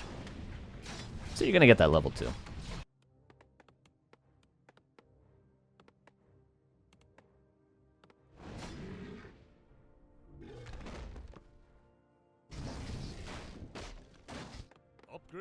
And the orc's now going into headhunters, as we expected. Okay, tier 2 finishes. Since there's no blacksmith, I expect to see 2 sanctums and a mountain king. What does 2 sanctums mean? It, of course, means I would recommend getting an expansion on tier 2. I'd also recommend power building both these sanctums with 2 peasants apiece.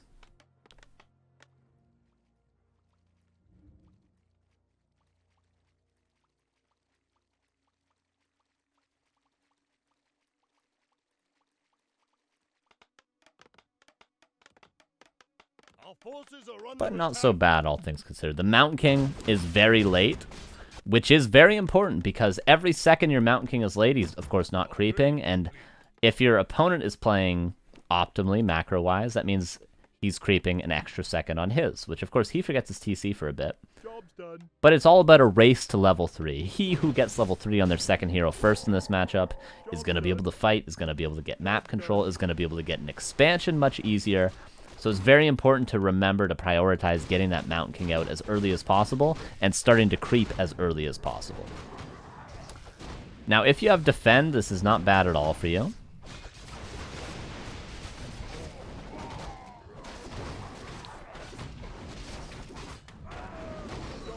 Alright, you gotta go back and heal those footmen up. This is kind of a rough timing to take that much damage on this many footmen, because of course when your Mountain King comes out, now you're not going to be creeping, but you're going to be healing the footmen up. So although that was a decent creep jack, you could have almost just done it with the Archmage and kept the footmen back and not taken all that damage on them.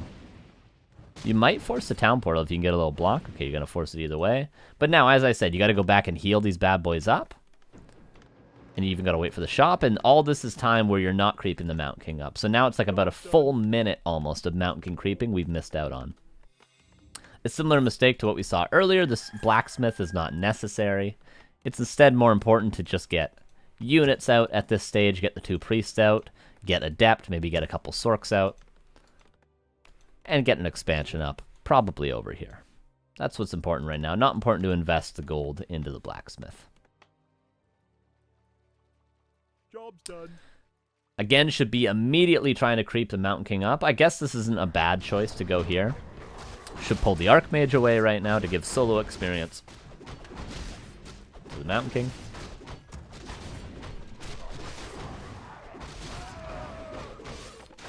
Crystal Ball. This is nice. As soon as I get this Crystal Ball, I'm thinking, okay, I'm going to reveal this to see if he's expanding himself. Because very often when I go 2 Sanctums, the orc player will expand. All right, tier 3. Very unorthodox. Instead of this tier 3, what would I recommend? Of course, I would recommend an expansion. They cost close to the same. Expansion, of course, is a little bit more expensive, a couple hundred more gold, but you get much more value out of that. So far, the big changes to the overall build, I would say don't get this, and don't get this. Instead, just pump units off the 2 Sanctum, and just power creep the Mountain King to level 3. While doing that, get an expansion. And then you'll be in a great position. More often than not.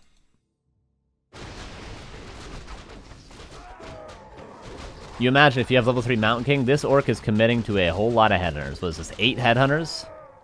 9 headhunters? You imagine if you just have level 3 Mountain King and an expansion? Is he going to be able to win a fight with 9 headhunters and that's it? No.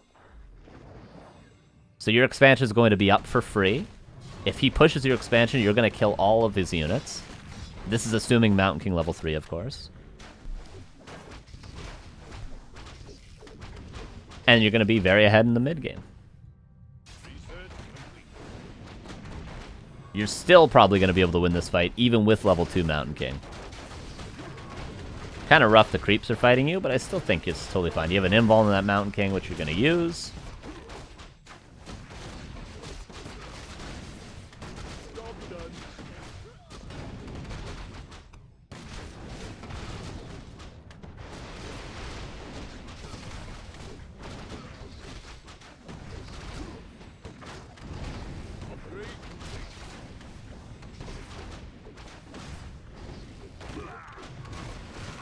Oh, Mountain King down.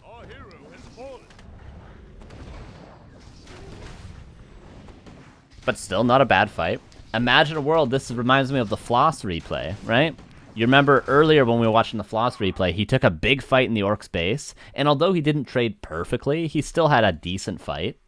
Like, yeah, the Mountain King died, it could have lived. The Tauren Chieftain lived, it could have died.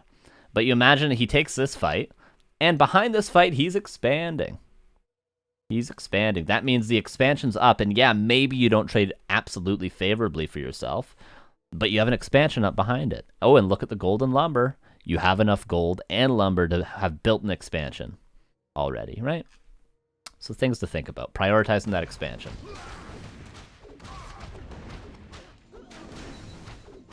Yeah, the turtle was kind of rough in that fight, I'm not going to lie. It's kind of unfortunate. Without the turtles being there, probably an easy fight there. But now you're going to have tier 3, probably going to knights. Oh, that's a mistake. Probably grid hotkeys. Whoopsies. But definitely getting some knights out now. Getting inner fire on the priests would be great. Getting a paladin third would be great. These are all very unorthodox choices, of course, but still, since you got it, might as well tell you what I think the best thing to do here is.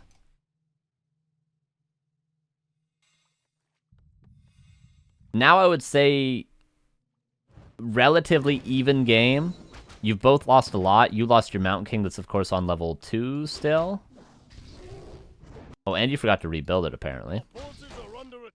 So I'd say if your Mountain King hadn't died, it would be probably dead even. Maybe you'd be slightly ahead, but you could have been ahead here, even with the fight going exactly the same, if you just had an expansion up right now. And then he's going to be here, and he's going to, oh, I see your expansion, if it's hypothetically built here.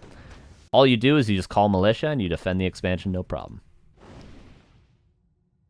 What's the follow-up to standard tier 2 exposed human? Just continue to produce breakers, sorceresses, and priests on tier 2, and deny the orc from getting an expansion up himself. If he has an expansion with mass towers, then you can get some mortar teams off of a workshop. If he doesn't have towers, then you just pretty much push and kill his expansion on tier 2. That's the normal follow-up. Not normally tier 3. This is good. You're not allowing him to creep his TC up to level 4. And you're waiting for your Mountain King in the meantime, so this is all good.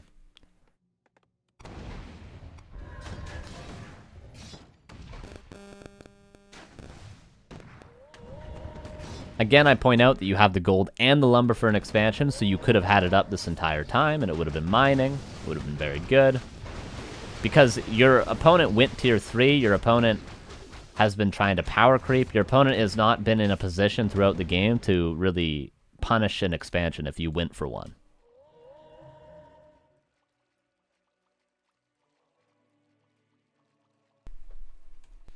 But still, I wouldn't say you're in a terrible position. You just need to get this Mountain King back and probably creep this red camp right away. Because you have this ward under control, so creeping the red camp is pretty safe. Had he gotten the ward earlier, your opponent, maybe this would be a bit more risky because he could see you right here running down. Oh, are you going to get creepjack still, though? That's unlucky.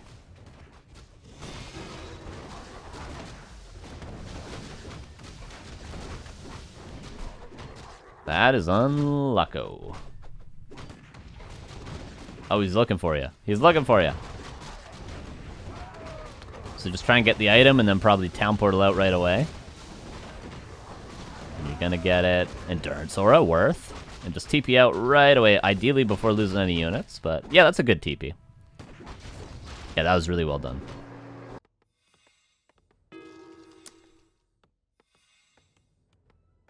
See, and you're on tier 3 now. You've been on tier 3 for a long time now, and you still have yet to get anything on tier 3, actually. You don't have Master on your Priests. You don't even have Adept yet. You don't have a Knight that I can see. You don't have a Paladin. You don't have Staff of Sanctuary. You don't have Orb of Fire. You don't have any tier 3 upgrades from the Blacksmith. So yes, the tier 3 isn't a terrible choice. It's a little bit unorthodox, but it's not a bad choice. But now you haven't really gained any value from it. So you're essentially still on tier 2, but you're getting a little bit extra experience on your heroes.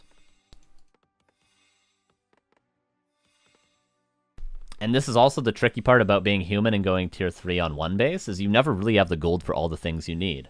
You need a third hero, you need the orb and the staff, you need all the master trainings, you need the upgrades for your knights, you need these upgrades for your knights. You need a lot of things. Which is why a lot of the time you'll only see tier 3 when the human is on 2 base.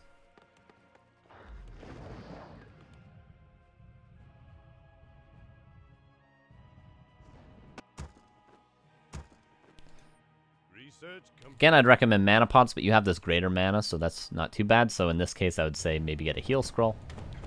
Hey, look at that. The paladin's on this side. What the hell? What the hell, War 3 booster? And the TC's missing. I don't know what's going on with that.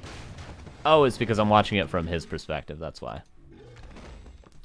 That's why. Is it only solo hero? Are you sure that if you have 2 heroes on tier 3 that you don't get extra experience between those 2 heroes? Thought that's how it worked. It's only solo hero? I'll have to look that up again. I looked it up like a year ago, I remember, all the experience facts, but I forgot all of them. Okay, so you've been on tier 3 for a while. You have your paladin now, but you don't really have anything other than that for tier 3 yet. So again, just reinforcing the fact that, like, tier 3, probably not the greatest, but this is still a fine fight for you. You just need to pass this mana pot over to your Mountain King, because you should be thinking, this is what you should be thinking going into the fight. Don't let his TC stomp my casters, and just get as many claps on his headhunters as I possibly can. That's what you should be thinking. Oh, and kill his TC that doesn't have an invuln pot. That's not too bad either.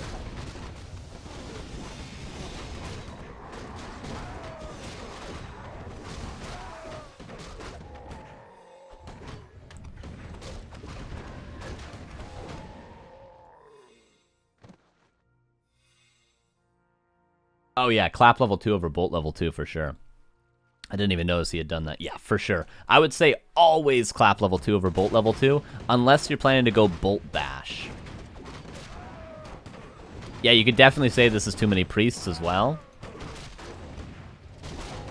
This is probably the max amount of priests you would ever want. Like, I'm saying if you're on 80 supply, this is probably the maximum amount of priests you'd have.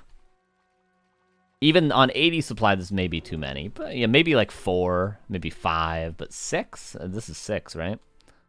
Research complete. Of course, as I was saying earlier, when you're against a tier 3 orc player, getting Sorks is very strong. Just getting against an orc player in general, getting Sorks is very good. Maybe 100 supply army. Yeah, possibly. But of course, in this situation, instead of these priests, you'd probably want more breakers. Or even better, Get some Sorks, which you are now, which is good, but get some Knights, because you're on tier 3. Get some Knights. Okay, you do have 2 Knights now. Okay, that's good. So yeah, just pure Sork now, I think is fine. Yeah, maxing Bolt and focusing TC is good, but I think in that case, you go for Bolt and Bash. And Rifle Caster. I don't think you go 2 Sanctum and then you go Clap and level 2 Bolt. I don't think it's kind of too in between a couple of things, right?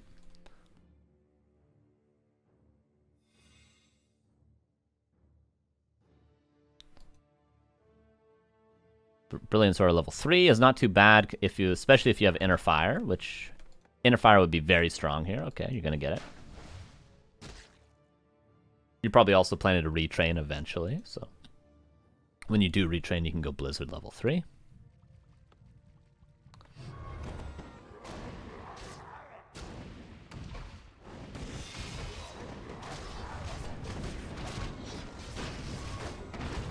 Ow.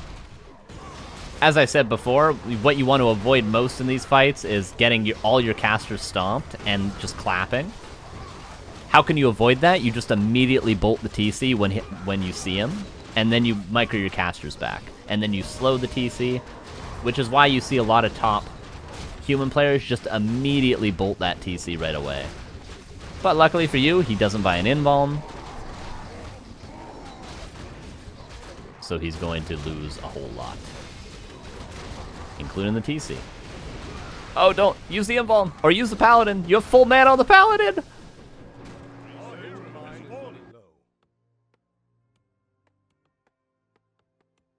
Now you did have full mana on the paladin, but that's all right. That's all right. You killed his TC. He killed your MK. Again, how that fight could have gone better if you just bolt the TC right off the bat and put a slow on that sucker. That's it. Because the reason why that fight got so close is because he got a big stomp on all your casters, which is pretty much the main thing you want to avoid. But, I mean, what is it? 46 against 51?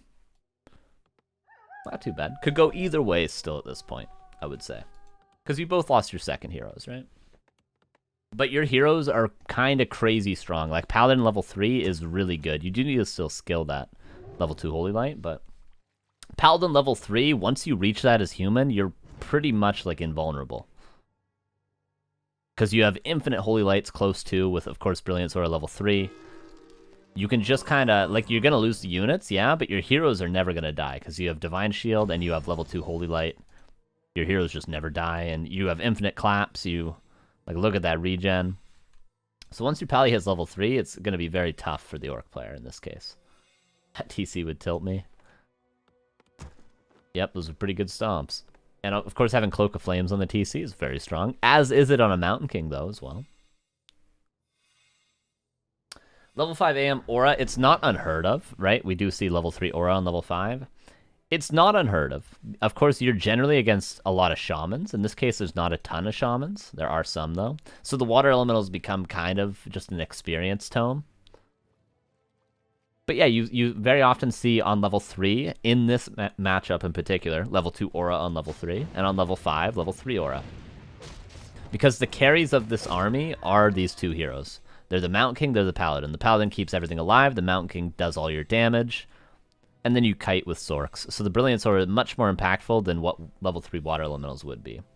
Yeah, if there was a retrain on the Archmage, I could see level 2 Aura and level 3 Blizzard, but not when he goes Water Elemental. Again, this game could go either way. They're relatively even in supply, but I think Casey Jones has the advantage because he's got such sick heroes. As long as he micros his heroes well and doesn't eat a big stomp, I think he's in a good spot to win this fight. We'll see.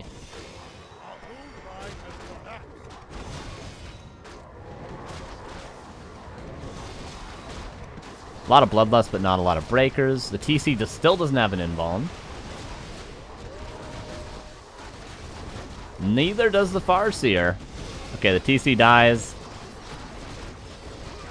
That's a lot of Bloodlust. But again, look at the Paladin's mana. He can be spamming Holy Lights. He could save this Knight. He could Divine Shield. Like, eventually, as the Farseer falls, eventually the Mountain King's just going to kill this whole army because the Paladin has infinite sustain on this army.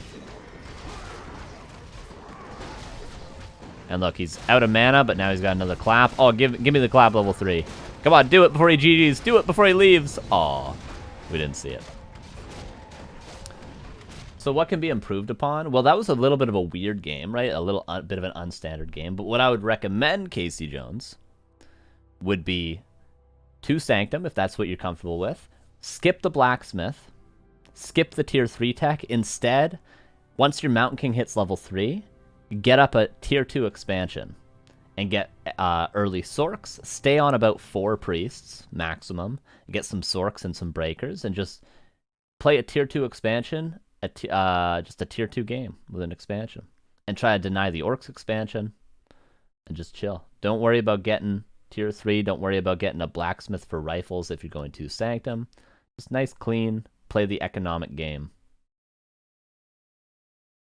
Thanks, Ruben. Appreciate that. Well, Ricky, I wore it first. All right. So we've got one more replay. It's a quick one. I mean, I said I was going to try to do the stream fast. I've been live for 3 hours and 40 minutes. So I'm going to do one more replay. It's a very quick replay.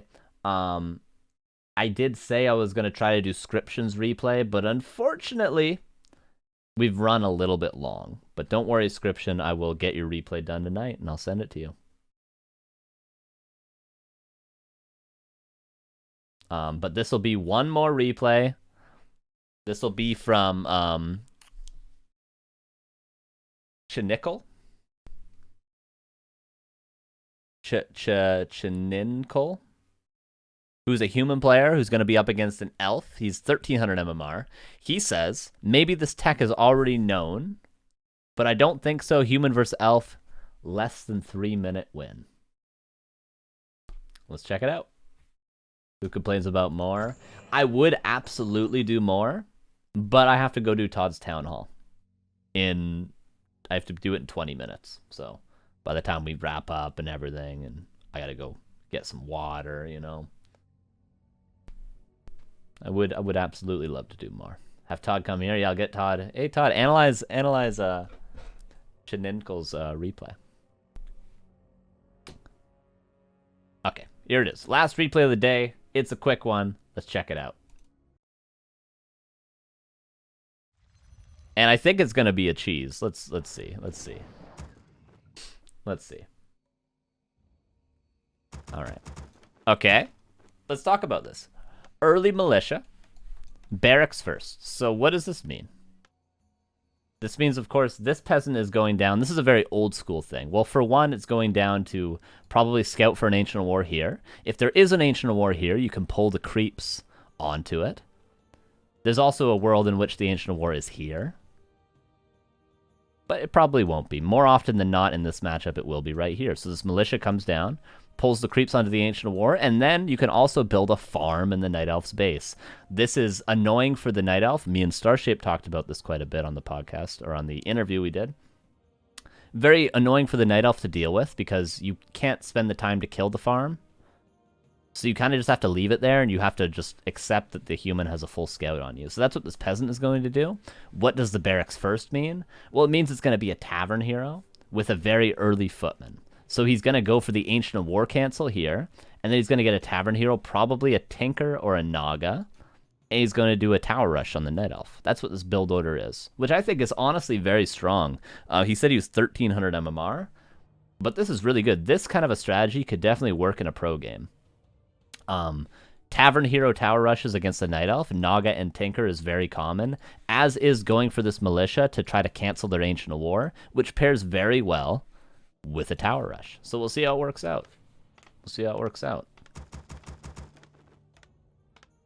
But that's everything. That's what's going on here. That is what build. And you know what? The Night Elf is going for the Ancient War right here. I'm pretty sure this is the standard positioning, but it makes no difference.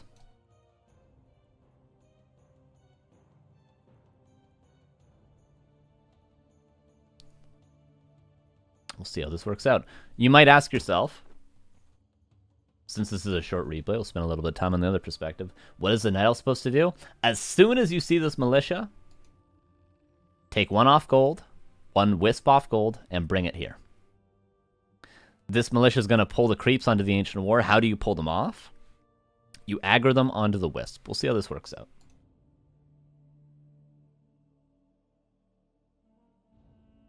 All right, here we go, here we go, here we go. I recommend human players try this in your ladder game. It's very annoying for Night Elf players. And there we go. Now, he wasn't able to get all 4 creeps, but there is a world in which he could have gotten all 4 creeps.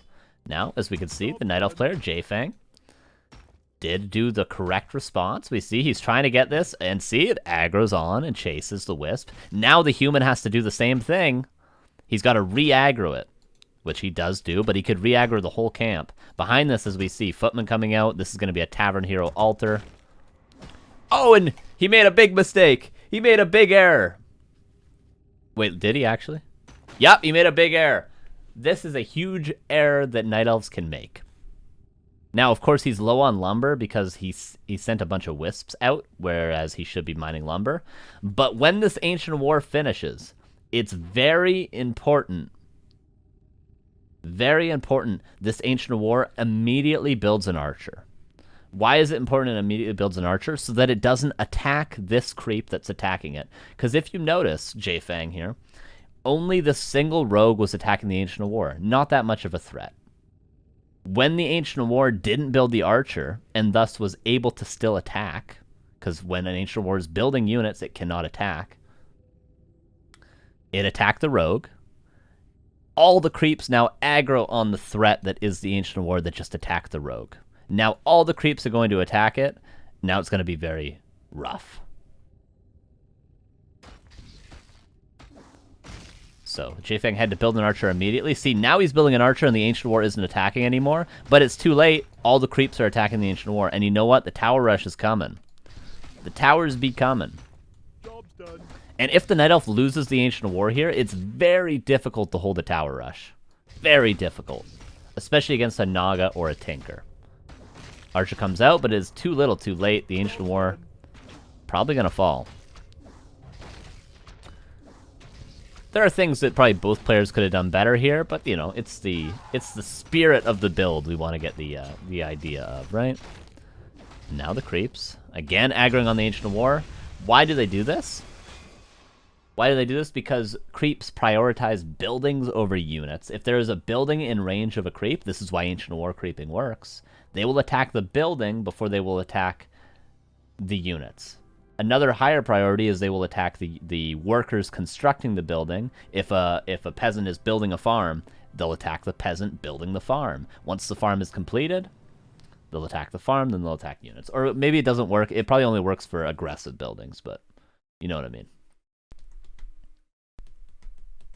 But that's cool. Recommend you try that build. Thank you for the submission. And yeah, that's cool.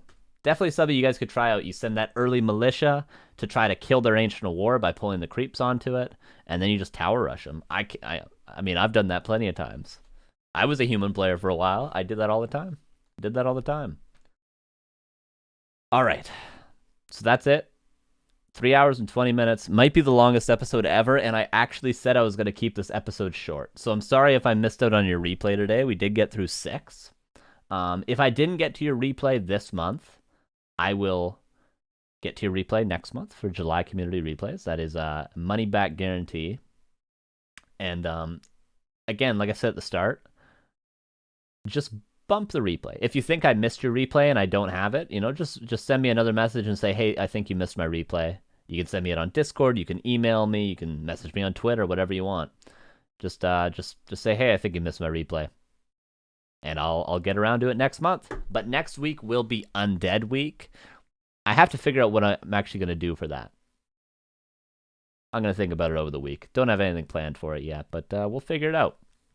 Let me know what you guys think. Maybe shoot me a message on Discord. At me on Twitter. What do you guys want to see for Undead Week? I'll try to find some replays that can help you guys out. And shout out to our patrons really quick. Shout